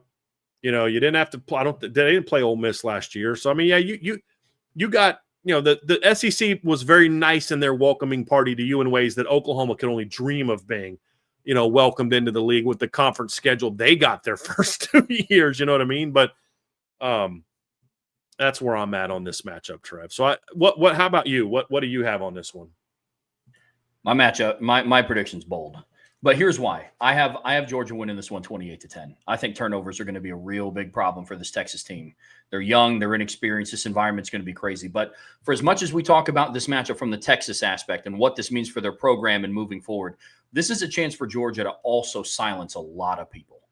Like there's people that are just, I don't want to paint this picture for like preying on the downfall, but I think the SEC has kind of ran through Georgia and then ran through Athens really the last couple of seasons. And for as good as they've started to look, like they're still not winning overly impressively. Like the Mississippi State win on the road was impressive, but you beat Florida by 4.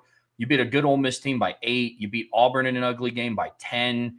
Yeah, you beat Kentucky well, but your last big matchup at home, you lost by 3 points to Alabama. Tennessee took you to overtime. I think this is also an opportunity for Georgia to come out and make a statement and say, hey, the SEC still runs through Athens. Mm-hmm. Like we are still in charge of this conference. And I think that's one of the things that kind of gets pushed under the rug a little bit because I think people are really wanting Texas to look like the team that everybody thought that they would be to start the season.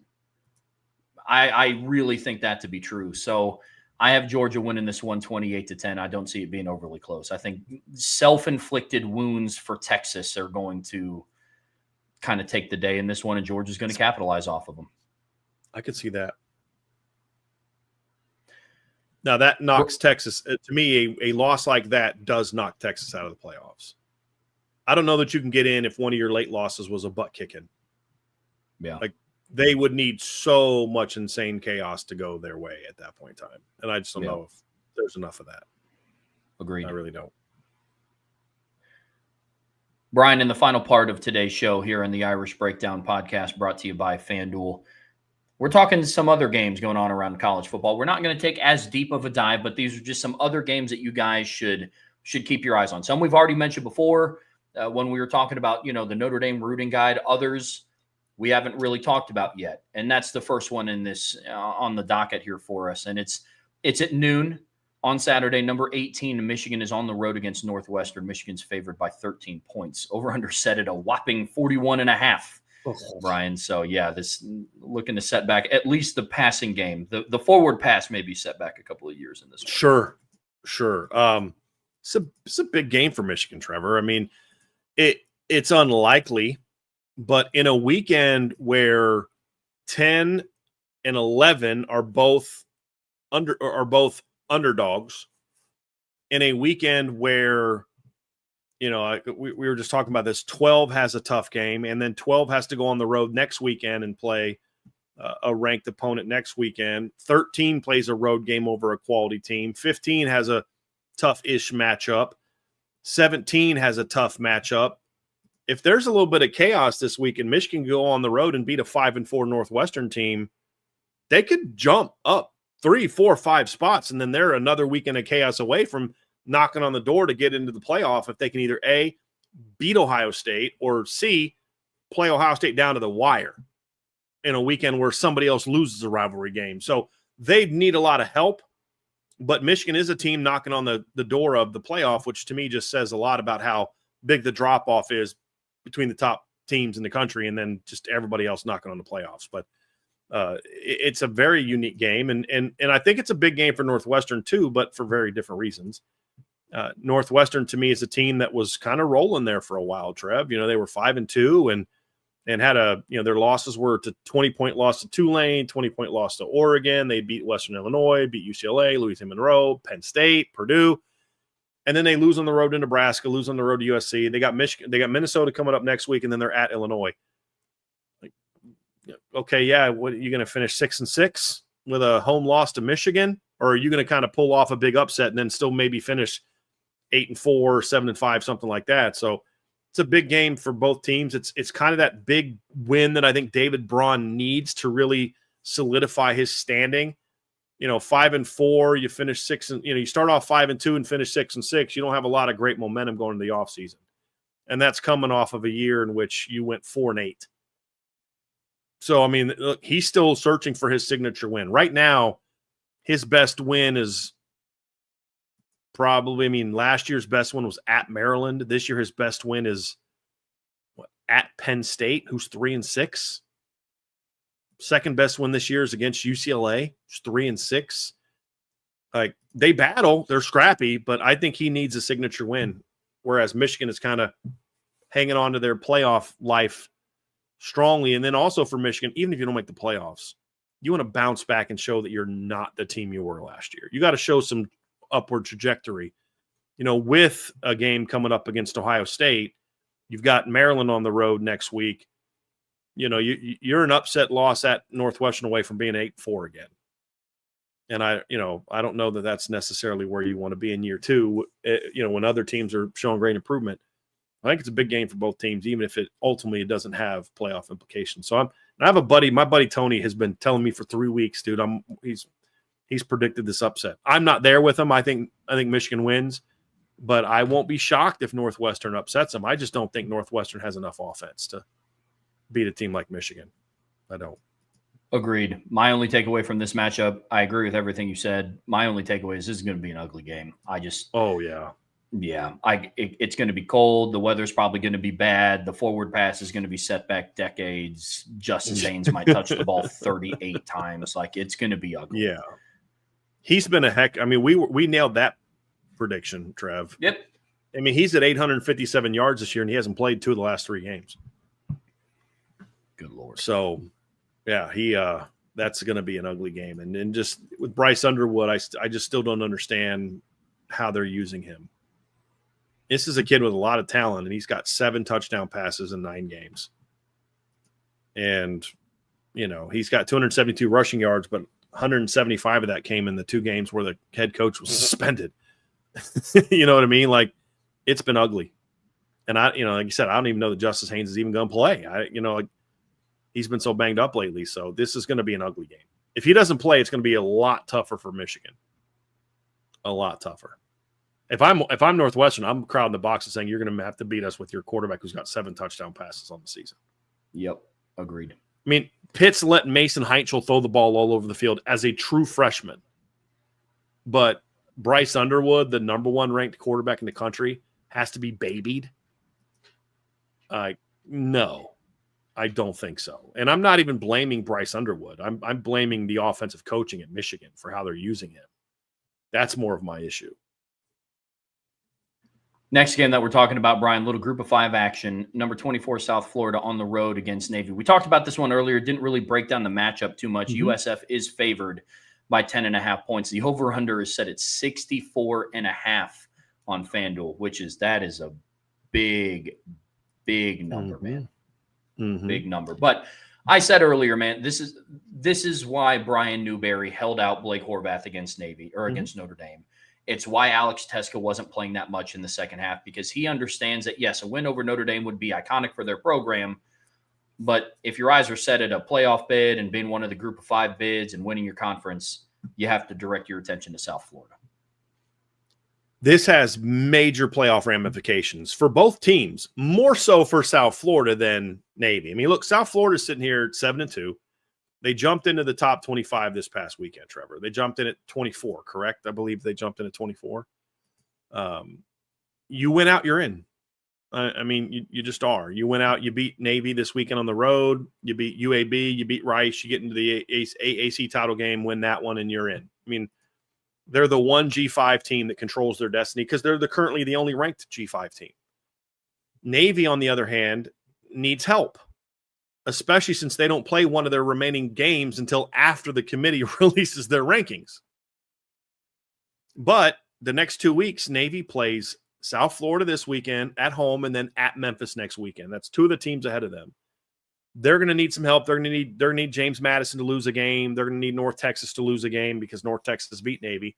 But there's an outside chance that if Navy can win these next 2 games, that they're going to have a shot to have as good of a resume as any of the 2 lost teams in the G4 level. So I'm very curious to kind of see how this game plays out. It's going to be very tough for Navy because their defense just isn't good.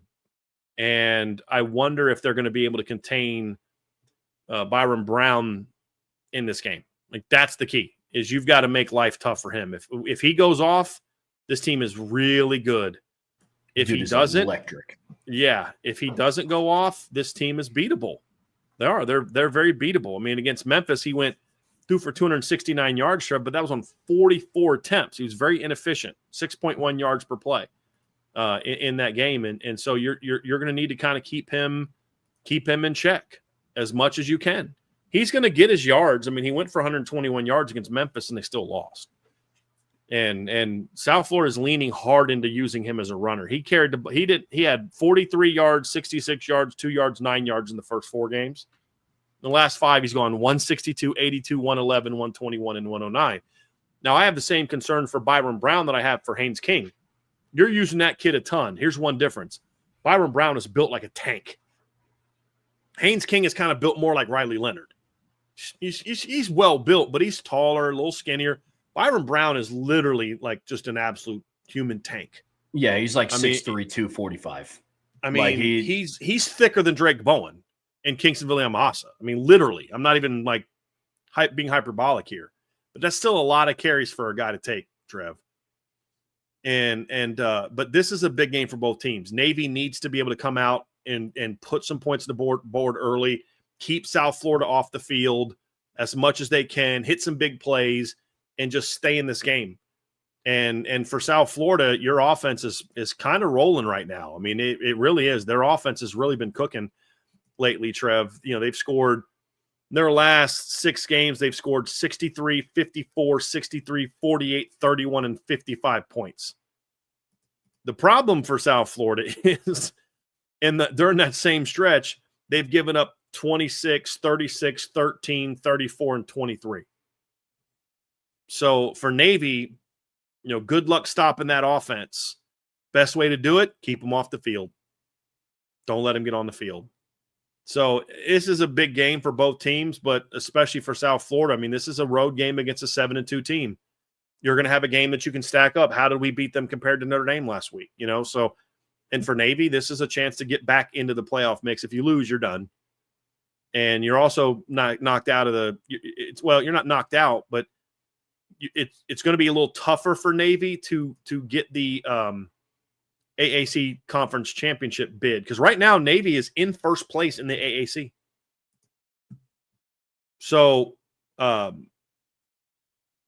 if Navy still has a chance to win the AAC, even if they lose this game, there's a chance they can still get in and have a rematch against South Florida. So it's not just about rankings. It's also about the top 5 conference champions. So they would take the highest ranked conference champion of the G5, I believe is how that would work. So it's an interesting game for Navy and for South Florida, Trev, and I'm very much looking forward to it. Now, I'll say this. They're 5-1 in the AAC, but they've only played one of the big boys in the AAC, and they lost. They've beaten up on the bottom feeders. If you look at the AAC rankings, there's 5 teams with 1 loss and 1 team with 2 losses, and Navy's one of them. They've played. South Florida's the other. They don't play them. They haven't played them yet. Tulane, they haven't played yet. East Carolina, they haven't played yet. Memphis, they play next week. And then North Texas beat them by 2 touchdowns. So it's a big game. Just outside of what it means for Notre Dame, it's a big game. Yeah, absolutely. Last couple games here before we kind of dive into some ACC chaos, we're going to start talking some Big 12 ball. And the first one, 3:30 p.m. kickoff. UCF is on the road against number 6 Texas Tech. Red Raiders are favored big here, Brian. They're 24-point favorites. The over-under set at 47.5. So not expecting a whole lot of points scored for UCF, but they are expecting Texas Tech to win this one handily. Yeah, and the only reason this game is kind of a game I'm keeping my eye on, Trevor, is it's not even about the silliness of Texas Tech fans on Twitter. This is about really evaluating this Texas Tech team. Is number one, you got to come out of this game healthy. Like they've been kind of hanging by a thread with a couple injuries to players. You can't afford to have Baron Morton go down again. You can't afford to lose, some of your top players. And then the other one is, how do they handle the sort of the coming off the huge win over BYU? How do they handle that? If they come out of this game and just smack UCF, which they should do, that tells me this team is serious. Their fans may not be, but this team is serious. And if they struggle, then it's like, okay, they're still learning how to be the big dog, and then what does that mean for your next couple games? So that's the only reason this game is even in here. Is I'm just curious to see how they respond to last week's game. I'm not worried about UCF upsetting them unless Texas Tech just lays an egg and turns the ball over 4 times. We've seen teams have a history of not being able to handle success after big wins. I've watched Notre Dame do it. I've watched countless teams do it. And Joey McGuire is going to have to do his best to make sure that his team is focused, because this is a team that they should beat by 23.5 points. Plain and simple. But if you're not careful, they're going to sneak up on you. So it's going to be really interesting to watch this one go. Next one is number 13, Utah on the road against Baylor. 7 p.m. kickoff. Utah's currently favored by 7.5. And this game is really interesting. And I would say it's really interesting from the Baylor perspective. Really, it's interesting on both sides. For Utah, it's, are you legit? I don't know if a win over a 5-4 Baylor team is going to solidify and really check the box for me to say, okay, this team is legitimate. But Utah's had a really weird season so far. We've both talked about how we believe that they're overranked in the college football rankings. We don't think that they should be 13th. But if you go out and handle business and beat Baylor the way that you should beat Baylor, then okay, that's it gives you a little bit more backing for your 13th ranking. On the Baylor side of this matchup, I think Dave Aranda is in desperate need of a win like this. Oh, yeah. He is very, very far removed from that 12-2 2021 season. Since then, Dave Aranda has gone 6-7, 3-9, 8-5, and now 5-4. They looked promising, battling with Auburn. Since then, it's been And this is Dave Aranda's in a spot where I'm not saying that this will save his job. I don't think if he loses to Utah, he's going to get fired. But the conversation around Dave Aranda is going to get real loud if this season doesn't finish strong. Especially with what's going on right now at Baylor. You know, their AD just took a leave of absence because of some off-the-field shenanigans. Apparently, this is just what's being reported. This isn't me saying this. But what some are reporting is this is not related to the Michael Trigg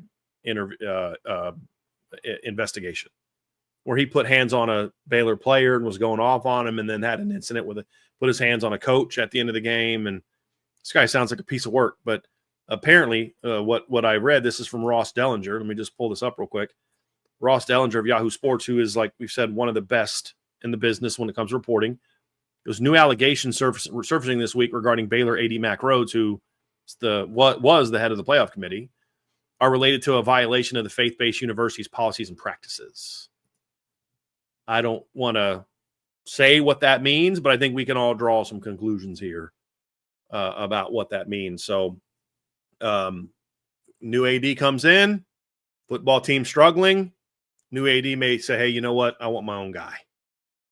So this is a chance for Dave Aranda to go out there and kind of get that signature win, Trev, because, I mean, you lost to Auburn and you bounced back perfectly. Like, if you'd have told me beginning of the year Baylor's going to start 1-1, I'm like, all right, cool. They beat Auburn at home and lose the next week at SMU, a playoff team. Well, they lost to Auburn and bounced back the next week and went on the road and beat SMU. And then they drop a 3-point game to Arizona State, a game they shouldn't have lost. And then they blow out Oklahoma State, have a really good win over K-State, and then they blow a lead against TCU, lose that game by 6, get smashed by Cincinnati, and bounce back with a blowout win over UCF. They've got Utah at home, Houston at home, and then between that at Arizona. Baylor's capable of winning all 3 of these games. And I think they need to win at least 2 of them, if not all 3, for Dave Aranda to feel somewhat comfortable going into the offseason.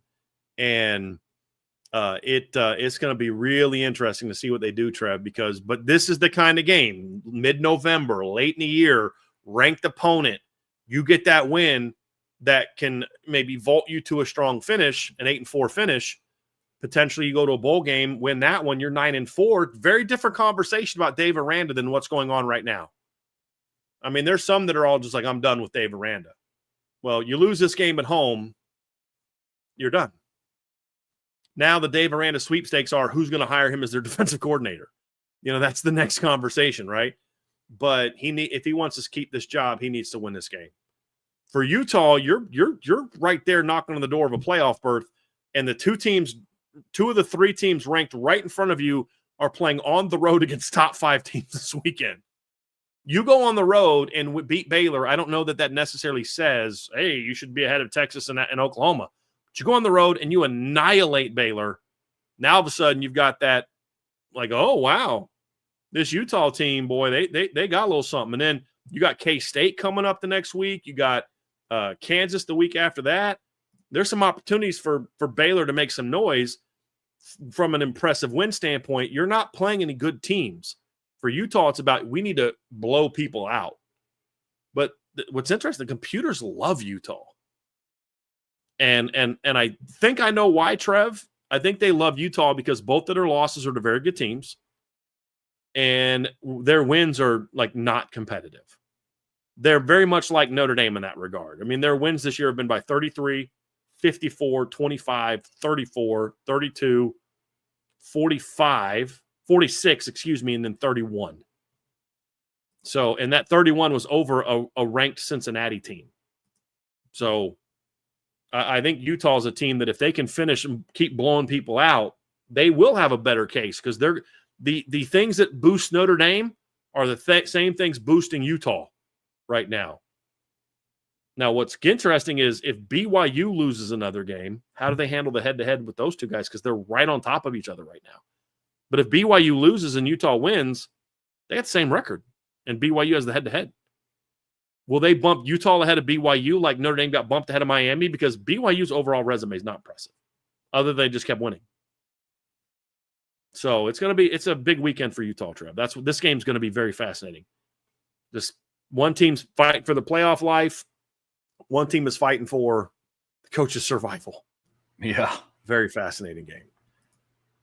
Next one, Brian, TCU on the road against number 12 BYU. It's a kickoff after dark. BYU is favored by 4.5 points. And I know you're someone that's been a little bit higher on TCU than some other people have been this season. I know you're a big fan of their quarterback, Josh Hoover. Yeah. Think the Horned Frogs have a chance at upsetting BYU here? Or do you think BYU bounces back in a big way after their loss to Texas Tech? Do they have a chance? Absolutely, they have a chance. Will they? That's a different conversation. I mean, look, when TCU plays their game, they can beat anybody on their schedule. And they blew out North Carolina, whooped SMU, beat Baylor, beat West Virginia on the road, and then they just kind of choked. They were beating Arizona State that whole game. I'm going to pull that up here real quick because, that was one of those games like, oh, going to get that one right, because I think I predicted TCU to win that game, and TCU came out. They were up 17-0 against Arizona State, Trev, 17-0, and then let TCU come back or Arizona State, come back and win that football game. And it's just been stuff like that. The Iowa State game, same thing, Trev. They were winning that game early, and then at home against Iowa State, and then you let them come back and win the game. It was 17-6 in the fourth quarter, and you let them come back and win 11-play, 75-yard drive, and then a punt return to go win it. So this has been a very frustrating TCU team because honestly, the only team that really beat them convincingly was Kansas State. Kansas State beat them 41-28. But, even in that game, TCU was in it for a little bit, Kansas State went up big. TCU kind of chipped away a little bit, and then just K-State pulled away. That's the only game they really got their butts kicked. So, and their offense can move the ball. They can score. Josh Hoover's thrown for over 2,600 yards. He's got 23 touchdowns in 9 games. He's coming off a 319-yard performance against Iowa State. He's thrown for over 300 yards 4 times this season. 4 times this year. But the problem with TCU is they're kind of very one-dimensional. They've ran for 122 yards a game. And even that's boosted by 258 against North Carolina and 196 against Baylor. Their next highest performance after that's 138. So if you can get after the quarterback and if you can harass the quarterback and get him out of rhythm, you got a shot to win this football game. Well, that's what BYU does. They harass the quarterback, they get after the quarterback. So that's really going to be the key for me in this game, Trev, is can they stop BYU's run game, but then can they protect Josh Hoover? If they protect Josh Hoover and give him time to throw, they can move the ball and beat BYU. Now, it probably won't be the warmest game in the world out in Utah, out in Provo, Utah this time of the year. I don't know how conducive that is, but I love this is an old school Mountain West rematch. These are two teams that have played some great games back when they were both in the Mountain West. You remember that before BYU went independent? And I like this matchup. I like this little bit of a rivalry. But it's all going to come down to, can you protect Josh Hoover? If you do that, they can win. If they can't, BYU will pound them into the ground.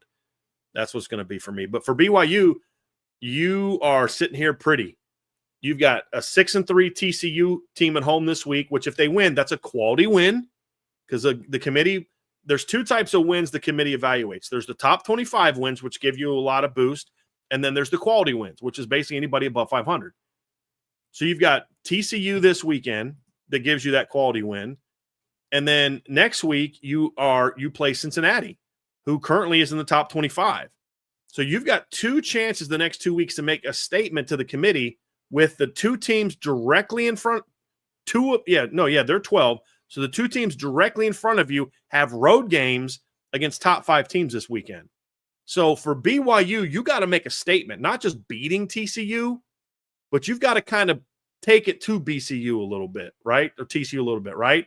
You need to have a little BTA in this game, right, Trev? Belt to And if they can do that, I think that's the kind of they have 2 chances the next 2 weeks to really impress the committee with really good wins. And I think beating TCU, it's not just beating TCU that makes it good. It's you're at home. It's got to be a butt whooping. It's got to be a double-digit win. That's got to be belt. Yep. Got to be belt. I'm with you. You. Last couple here, Brian. There's some ACC games with some potential chaotic happenings that could go down this weekend. First one is Friday night. At 7:30, Clemson travels to number 20 Louisville. I know it's one that we talked about earlier, but this is one that, this could be interesting. A lot of it, I think, is going to come down to Miller Moss's ability to take care of the football. So, Trev, a little bit. Let me backtrack just a second about this game and some of the other things. This is going to be a fascinating weekend in the ACC.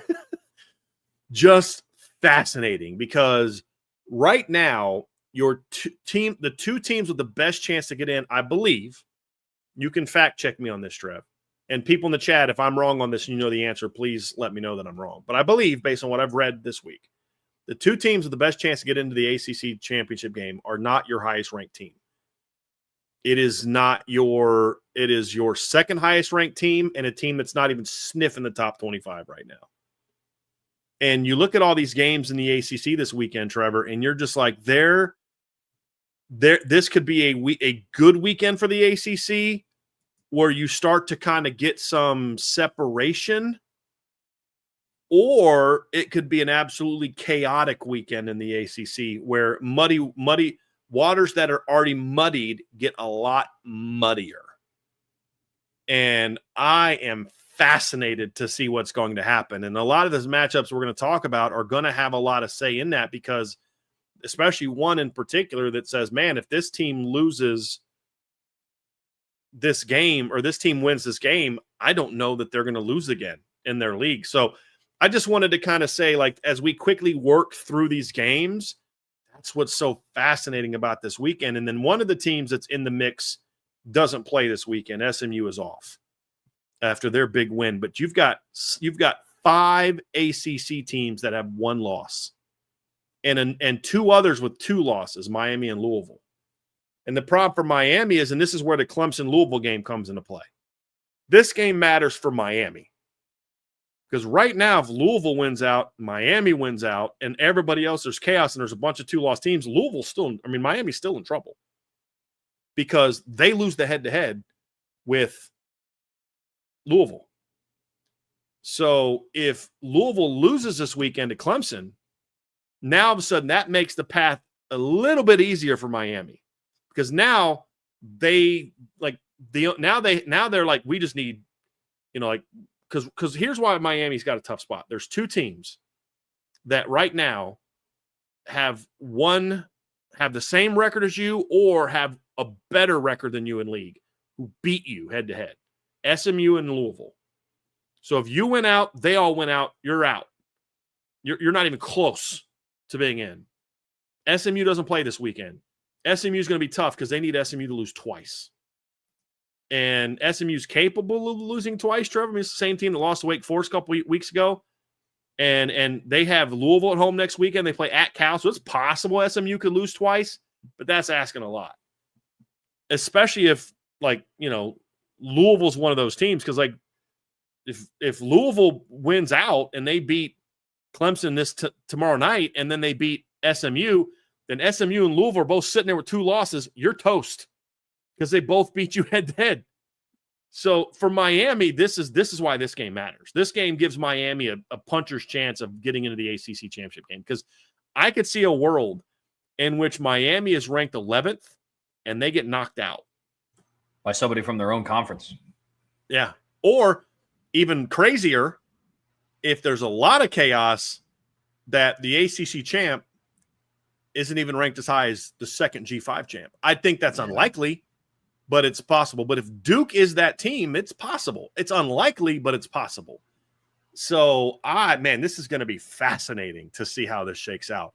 And it's very fitting for a bad league that, to me, is a distant 4th in how good this league is compared to the other Power 4s.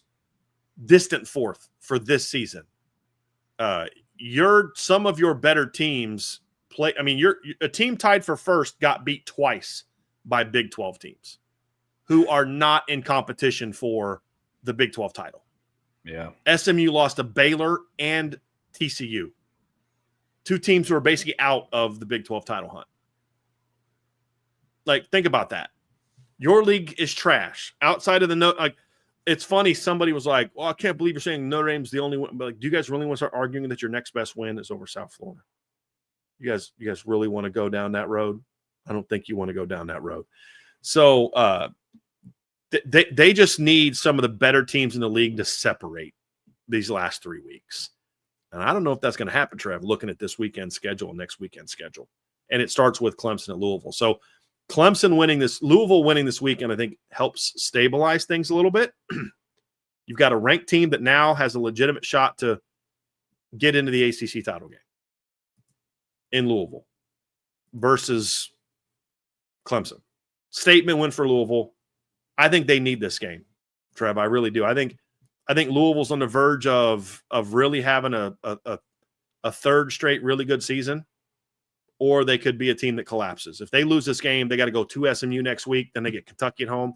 Next thing you know, they go from ranked 15th to out of the top 25 to maybe 7-5, 8-4 at best. They've got to beat this down Clemson team, and that'd be huge for recruiting because now it's like, hey guys, we beat Clemson 2 years in a row. We beat them last year when they made the playoff, and we smacked them this year when they weren't good. That would be huge for Jeff Brom and his program from a recruiting standpoint, but also it just stabilizes things. Now you got a great shot to be a 10-2 team. You got a great shot to have 10+ wins 2 out of 3 years. That's a heck of a job by Jeff Brom, but you've got to win this game, Trev. So those are the 2 reasons why this is a really fascinating game for me. And for Dabo, dude, this thing could get real ugly real fast. That's my biggest take. Go ahead. That's my biggest takeaway from this game. If Clemson loses this, I think Clemson is officially moved down a tier in the ACC. Oh yeah, they won't make a bowl game. No, they're already sniffing it. Like they're already sniffing not being a tier 1 team in the ACC. What are they? 4-5? Yeah, 4-5. Just look it up. They're 4-5. They lose this game, they're 4-6. They got to play at South Carolina. They may not make a bowl game, Trev. How crazy is that? Yeah, I mean, it's the same conversation that we had with Penn State and James Franklin. I'm not saying that Dabo's going to immediately get fired the same way that James Franklin was, but if you can't win with this roster, with this type of coaching staff, with all of these pieces in place, where do you go from here? Mm-hmm. With this receiving core, with this veteran of an offensive line, with this veteran of a quarterback, with these pieces on defense, with this defensive coordinator in the easiest conference in the power conferences, and you can't win it, or potentially even be bowl eligible, what are we doing here? That's what's at stake for Clemson. And for Louisville, I don't want to say legitimacy because I think Clemson is teetering on the, breaking point. But that's what's so tough about this matchup. I think Louisville wins handily if Miller Moss can take care of the football. But unfortunately, especially after recent weeks, that's a big if. Yeah. That's a really big if. I mean, Trev, it's really interesting to look at this team because I don't know how they're winning. I mean, Jeff Brom is a guy that's always thrived on throwing the football. And this year, they're not running the ball like they did last year. They're only going for 154 yards a game. I think Isaac Brown's out. And you're throwing for only 246 yards a game, which isn't bad. I mean, it's only 18 less than you were last year. But starting quarterback only has 11 touchdown passes, and he's got 7 interceptions. And you're 7-2 and ranked in the top 20 with a chance to go 10-2. You know what I mean?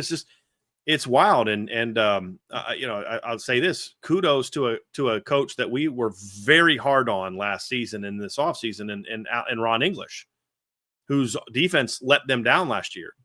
That's the primary reason they're 7-2 this year. Is their defense has been much better than anticipated. Now it let them down last week against Cal, but still, you gave up 23 points in regulation against Cal. That should have been enough to win the game. Why wasn't it enough to win the game, Trevor? Well, that would be because Miller Moss went 20 of 38 for only 203 yards, had 5.3 yards per attempt, no touchdowns, and 1 interception. That's why you lost in overtime to Cal. So you're bad at quarterback when even Jeff Brom can't get you right. Like you're not good at quarterback when even the quarterback whisperer, the current quarterback whisperer in college football, can't get you right. Yeah, I called that in the offseason. I was like, dude, there's one thing. Yes. Yeah, I was like, if there's one thing Lincoln Riley can do, it is develop quarterbacks. If he went away from you and benched you, I don't know what you're going to do. Jeff Brom is a close second. It's like, okay, maybe go to Jeff Brom and get that turned around, and then he's still good. They're different. I would say I think Jeff Brom's the better developer. Lincoln Riley's done a great job developing studs. Jeff Brom takes Aiden O'Connell and turns him into an NFL quarterback. Sure. He takes Tyler Shuck and turns him into an NFL quarterback. Great. You turn Kyler Murray into an NFL quarterback. You turn Caleb Williams into an NFL quarterback. Congrats. You know what I mean? I'm being somewhat sarcastic to take a shot at Lane, but look, lots of people have failed to develop 5-star quarterbacks, and Lane doesn't. And he's done a great job this year with Jade Maeva. But he couldn't do it. So then you went to the guy who's known for reclamation projects, and he couldn't do it. You're the problem at this point in time. But this team keeps winning. Can they do it this weekend? It's going to be interesting. Clemson desperately needs this game, Trev. Desperately needs this game to have any kind of momentum going into the offseason. Like, think about this. If they win out and beat Louisville on the road and South Carolina on the road, the best they can finish is 7-5. Yeah, that's gross. That is so nuts. So next nuts. game in the ACC that we're talking about, NC State on the road against number 15 Miami. We talked about this one earlier. Miami's favored big, and you talked on, you understand why from the NC State perspective. They're not good away from home. I also, on the flip side, I don't know why the spread is that big from the Miami perspective. I get why it is from the NC State perspective. I don't from the Miami perspective. Mm-hmm. This team has not impressed me this year after their win over USF. Sure. Like, you lose to Louisville. You beat a bad Florida State, a middle of the road Florida State team by 6. You lose to Louisville at home. You beat Stanford at home in a game where it was like 7-7 going into halftime, and Stanford is the 4th worst team in the ACC. You lose to SMU at home or on the road in your first road game out of state, and then you beat Syracuse, the 2nd worst team in the ACC, 38-10. NC State's a good team, man. Like, a 2-touchdown game, I just don't see. NC State's a quality opponent. And outside of South Florida, Miami isn't beating quality opponents by multiple scores. So that's kind of my argument on the other side of this NC State-Miami game, but I think that's what makes it so fascinating. So on one hand, you have an NC State team that just can't win on the road and really be competitive on the road versus a Miami team that really over the last month, like, what are they? So this is a really interesting matchup.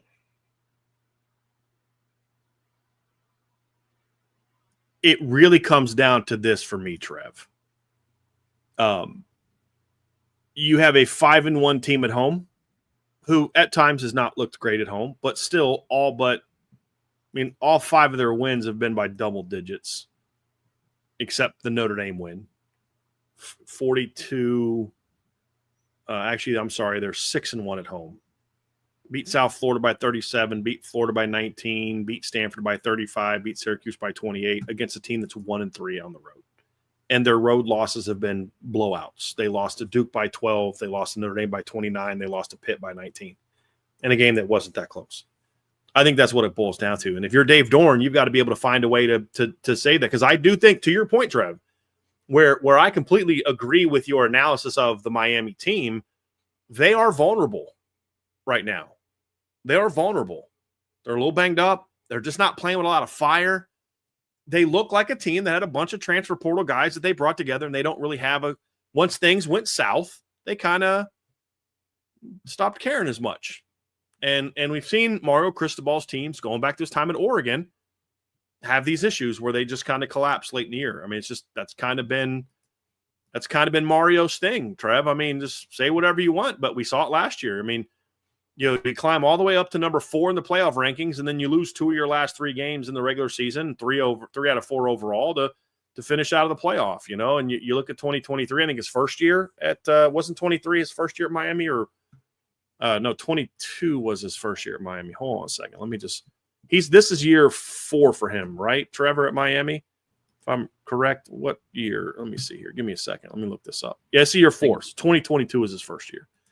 So he goes, so last year, which is his best team, last season, they go 2-2 in November and fall out of the playoff rankings. In 2023, his second year, They went 1-3 in November and completely, collapsed. They were 6-2 at that point in time. Completely collapsed. They had a win over a ranked Clemson team. Completely a collapse. Lose to NC State. At NC State. Lose to Florida State. Lose to Louisville, and then beat Boston College. 2022, his first year in November. They went 1-3. Beat Georgia Tech. Lost to Florida State. Lost to Clemson. Lost to Pitt. And then you go to his tenure at Oregon, and we saw a very similar type of situation. His last year at Oregon was 2021. That team at the beginning of the year went on the road and beat Ohio State, a really good Ohio State team. They get to November, and what happens? They go 3-1, but get blown out by Utah, which still allows them to go play in the Pac-12 title game. And then in the rematch against Utah, this was in December, they get blown out by Utah again. I mean, this has kind of been Mario Cristobal's MO. His teams do not finish well. Started 3-0 in the COVID year, lost 3 out of 4. 2019, they're cruising along with Justin Hebert, and they climb way up in the rankings. And then what happens? They lose to Arizona State at the end of the year, knocks them out of the playoff hunt. They climbed all the way up to number 6 and then drop out because, they went out and won the Pac-12 championship, but they were out of the playoff hunt at that point in time because they couldn't finish. Year before that, November comes. They were okay in November. They went 3-1 in November against some bad teams, but they lost their last 2 games in October to drop out. They climbed all the way up to number 12. That's what he's done. He's got to prove that we are not that team anymore, that we can win in November. Dave Doran's got to prove we can go on the road and beat somebody good. So it's like you talk about this a lot, Trev. Something's got to give. Something's got to give. And what's it going to be? It's bad. It's crazy as it sounds. I have more faith in Mario Cristobal getting his team able to play enough winning football than I have at home than I have of Dave Doran going on the road. Sure. But if I'm wrong and CJ Bailey can get after it, because they can score on this Miami team if the O-line can just hold their water. Just hold your water and give CJ time to throw, and you will be able to score on this Miami team. Then does Carson Beck kind of put pressure on himself and start making some of those bad turnovers that he's been really prone to do this season? Like that. Now we're talking about, okay, that's how you have an upset. Come out hot and kind of get that thing going early, throw the football, give him time to throw. And then now you've got a shot to kind of go do something. And then that puts a lot of pressure on Carson Beck, who's thrown 6 picks in his last 4 games. 6 picks, and they were in both of them. And the 2 losses, last 4 games, they're 2-2. In the 2 wins, he's thrown 2 touchdowns and no picks. In the 2 losses, he's thrown 2 touchdowns and 6 picks. It's going to be an interesting game. Who would you pick in this game? I'm picking Miami. I'm picking the home team to win. I just don't know if they win by 15 or more. Yeah, that's my whole thing. Like NC State is a much more competitive team than the spread indicates. Yep. Agree. Last couple here, Brian. Number 16, Georgia Tech on the road at Boston College. Yeah, this is for Georgia Tech. This is just bounce back. Just bounce back. This BC team would scare me if I'm Georgia Tech. Simply because this is a very, very desperate football team that has shown they're capable, Trevor, at home of playing tough football. I mean, they did against Notre Dame. They were competitive against Louisville. Last week, they got blown out. Now you're starting to hear the rumblings about, does Bill O'Brien need to go and all this? I mean, they're a bad football team right now. What are they? They're 1-9 right now. You've got this game and then the bye. Let it all hang out. Georgia Tech this year they win. They don't win pretty a whole lot. They didn't look good on the road against Colorado. Talking about teams that don't play well on the road. They didn't play really well on the road against Colorado. The reason they won that game is because Colorado's terrible. They went on the road and beat Wake Forest, but needed to pick off a 2-point conversion to stop Wake Forest from beating them on the road. They had a nice road win over Duke, and then they just got smacked by NC State at home on the road. They're not a very good road team either this year. And BC's a team that would scare me because they have athletes we talked about on the offensive side of the ball. Like if they can just figure out a way to stop Haynes King the way that they slowed down Notre Dame run game, this game could get real interesting, Trevor. Real interesting. This desperate teams like this scare the heck out of me. Like they do. They do. And as much as I would enjoy watching Bill O'Brien lose again, because I enjoy watching Bill O'Brien lose and melt down, this is an interesting game. This game scares me would scare me a little bit. Not scare me. This game would make me a little nervous if I was a Georgia Tech fan. This game would make me a little nervous if I was a Georgia Tech fan if it happened last week. Like I watched the Boston College SMU game. Boston College just straight up quit. Like I think their desperation kind of ended with like trying to upset Louisville and Notre Dame. Yeah. Them against SMU, like they just didn't want to be there. I mean, and honestly, that was just that was coaching staff too. Like, you had some series where you put in Dylan Lonergan to see if, all right, this will be the Lonergan series. Yeah. Like no rhyme or reason as to it. Then they put Grayson James back in. Like, I mean, Reed Harris was just jogging half of his routes. Like Lewis Bond could give a rip if he was there. I agree with everything that you're saying if this game was a week ago.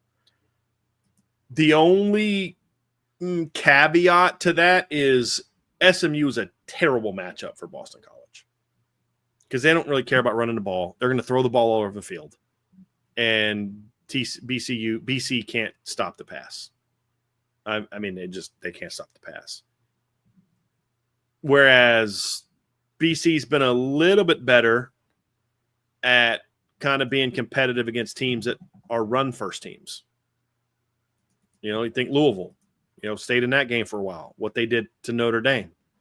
I just kind of feel like some of those teams that are more run first teams, they've been able to stay in a little bit. But your point is valid. Like that looked bad. And part of that's on him. So it's, what was it? What was the score? It was 10-0, 10-3. It was early in the game, and they get the ball and they're fourth down inside the 5. And it's a 2-score game. It's like, I think it was like 10-0. Actually, let me pull that up because I want to make sure I'm giving an accurate Boston College SMU box score. I want to make sure I'm giving an accurate representation of what happened. And as soon as it happened, Trev, I said, "Oh, they're going to get killed. This team is going to quit." It was 10-0. Let me find it here. Yeah, it was 10-0 in the second quarter. You'd already fumbled the ball twice. You finally go on a long drive. It's a 10-point game, so you need 2 scores no matter what. You get all the way down, and it's 4th and 3 at the 4-yard line. He already calls like 3 straight passes once they got inside the 10. They go for it and don't get it. And just a dumb call. It's like, dude, why? Why? Your team needed something good to come out of that series. You didn't need to panic and go for a touchdown there. Take the points, and now you got some momentum. Your defense had been playing really well at that point in time. Like, so SMU scored 10 points in the first 3 possessions, but in the last 2 possessions, they went 3 and out, then 4 and out, and then the next possession, SMU went 3 and out again, and then BC turned it over on downs again. Like, take the points, because now you got desperate after not getting those points because now you're down 2 possessions again. You go for it on downs, you turn it over on downs, they go down, score, and make it 17-0. If it's 10-3, you punt the ball, you pin them deep, your defense is playing better, and you're in that game. But he panicked on 4th down, which caused him to panic on the next drive, and his team got blown out. Which is why Bill O'Brien's not a good head coach. It's one of many reasons he's not a good head coach. He needs a boss. And I don't mean a boss like an AD. I mean, he needs a boss on game day to say, dude, run the freaking ball. No, we're kicking a field goal here. That's why he's not a good head coach. But games like this, just always with him, make me a little bit nervous because he will just pull that one out of his hat and you're like, wow, how'd that game happen? So they're going to have a very similar game plan to what they had against Notre Dame 2 weeks ago. Like, the problem is now you've got film on how you can hurt it because Notre Dame was able to do some things to hurt it running and throwing. So we'll see how it goes. But then the last game, Trev, this for number 19, Virginia at Duke, 3:30 p.m. FanDuel has this as Duke favored by 4.5, and the over-under is 58.5. I would feel a little different about this game if Chandler Morris was healthy than I do now. But This game right here, Trev, boy, this is fascinating. Let's talk about it.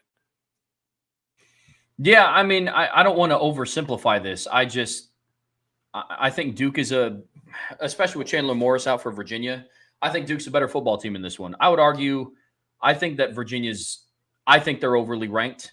I think they're really hanging their hat on a 3-point win over Louisville. Like the ACC, this is what's so tough when you talk about conferences that just aren't that good. They lose to NC State. They lost to Wake Forest. They beat Cal by 10. They beat North Carolina on the road by a point. They beat Washington State, basically a group of 5 team, by 2. Like, I think it's that combined with the memory of them still beating Florida State at home when Florida State was still ranked in the top 10. Yeah. I think Virginia's very okay. I understand why the spread is where it is. Agree. Now, the reports are that Chandler Morris might play. We'll see. I guess one of their players had mentioned in a press conference this week, like, with our quarterback coming back, but he hasn't been officially ruled out yet. But, I'll believe it when I see it. I wonder if some of that's mind games and things like that. But you know what I like about this Virginia team, Trev? Because I don't disagree with anything that you just said. But here's what I like about this Virginia team. You know what, dude? They play hard. And they were this way last year. We talked about this last year going into the game with Notre Dame played them. Like, look, this team needs a quarterback, desperately needs a quarterback because they've got some good talent. Their receivers, their running back, Brown was a big play back. They had Malachi Fields, who's a good, really big-time receiver. They just didn't have a quarterback. They played hard on defense, just didn't have a quarterback. But we said, man, Tony Elliott knows how to get these kids to play. They play for him. And that's the one saving grace that I think they have is they play for him, and they're still sitting here with a chance to play for the ACC championship. I could see a scenario where if Chandler Morris plays, that it's sort of a galvanizing thing for Virginia, and they pull off the upset. I'll say this right now, though. If the ACC is going to have an officiating crew tank a game, it ain't Notre Dame Pitt. It's going to be this one. The ACC does not want a 4-loss conference champion. And if Duke wins out, they're playing for the ACC championship. Like, if you're going to have officiating tank a game, it's this one, not the Notre Dame Pitt game, because that game is a little bit more lopsided and just talent-wise. But this, in all seriousness, this is the game that is either going to throw utter chaos into the ACC, or this is the one that settles things down a little bit. If Virginia can go on the road and beat Duke, now there's a much better chance for Duke to not be in. Now, I think Duke still has a chance, but it becomes significantly diminished if they lose to Virginia. Now you're sitting here with – right. They need help. And I don't know if there's enough chaos for them. Virginia's sitting there with one conference loss, and I know what you're thinking sitting at home. Hold on a second. Virginia lost to last weekend, and they lost to NC State, right? NC State game was considered a non-conference game. So that's why they only have one loss so far on the season when you look at the Wake Forest game. And then they got Virginia Tech coming up. Then you got Louisville and SMU with a shot. You've got Miami still having a shot. If Virginia beats Duke this weekend, then the ACC's chances of getting a playoff team in are much greater. Much greater. Between Georgia Tech, Louisville, Virginia, because this would be a great win for Virginia going on the road and beating a Duke team that solidifies them as a top 25 team. Their only game left, I believe Virginia's off next weekend, aren't they, Trev? Yeah, they're off next weekend, and then they're home against Virginia Tech. So, they're like, okay, we at least got a 10-2 Virginia team in playing for the ACC title. We got a shot to get maybe a 9-3 SMU team in, maybe a 10-2 Louisville team in, depending on what happens next weekend. Maybe an 11-1 or 10-2 Georgia Tech team that's ranked. You feel way better about your chances of actually having a decent representative in there if Duke loses this game. That's a nightmare scenario if Duke wins out for the ACC. Nightmare scenario. So that's why I think this game is very, very fascinating. Be crazy if they pulled it off, though. That's going to be wild. Very, very fun to track, that's for sure. Well, folks, that's going to do it for us here today on the Irish Breakdown Podcast. Right now, IB Nation Sports Beat is live. You can make it a time for Rapid Fire, which I believe starts here in the next 15 to 20 minutes. I believe we're doing something tomorrow, Brian, Sean and I. It's tentative. It just depends because I'm going to be on the road. It's just tentative. I got to get some schedules together and figure some stuff out, but it's a little tentative for right now. all the more reason to have that notification bell hit. But also on your way out of here, make sure you hit that like button. Make sure you're subscribed to this channel as well as the CFB Nation channel. Vince and I will be going live tonight at 8 p.m. for this week's edition of the Spread Option, so you're not going to want to miss that either. But as always, the best way to support what we do here is subscribe to the premium message boards at boards.irishbreakdown.com. So until next time, that's Brian. I'm Trevor. We'll see you back here very soon on the Irish Breakdown Podcast.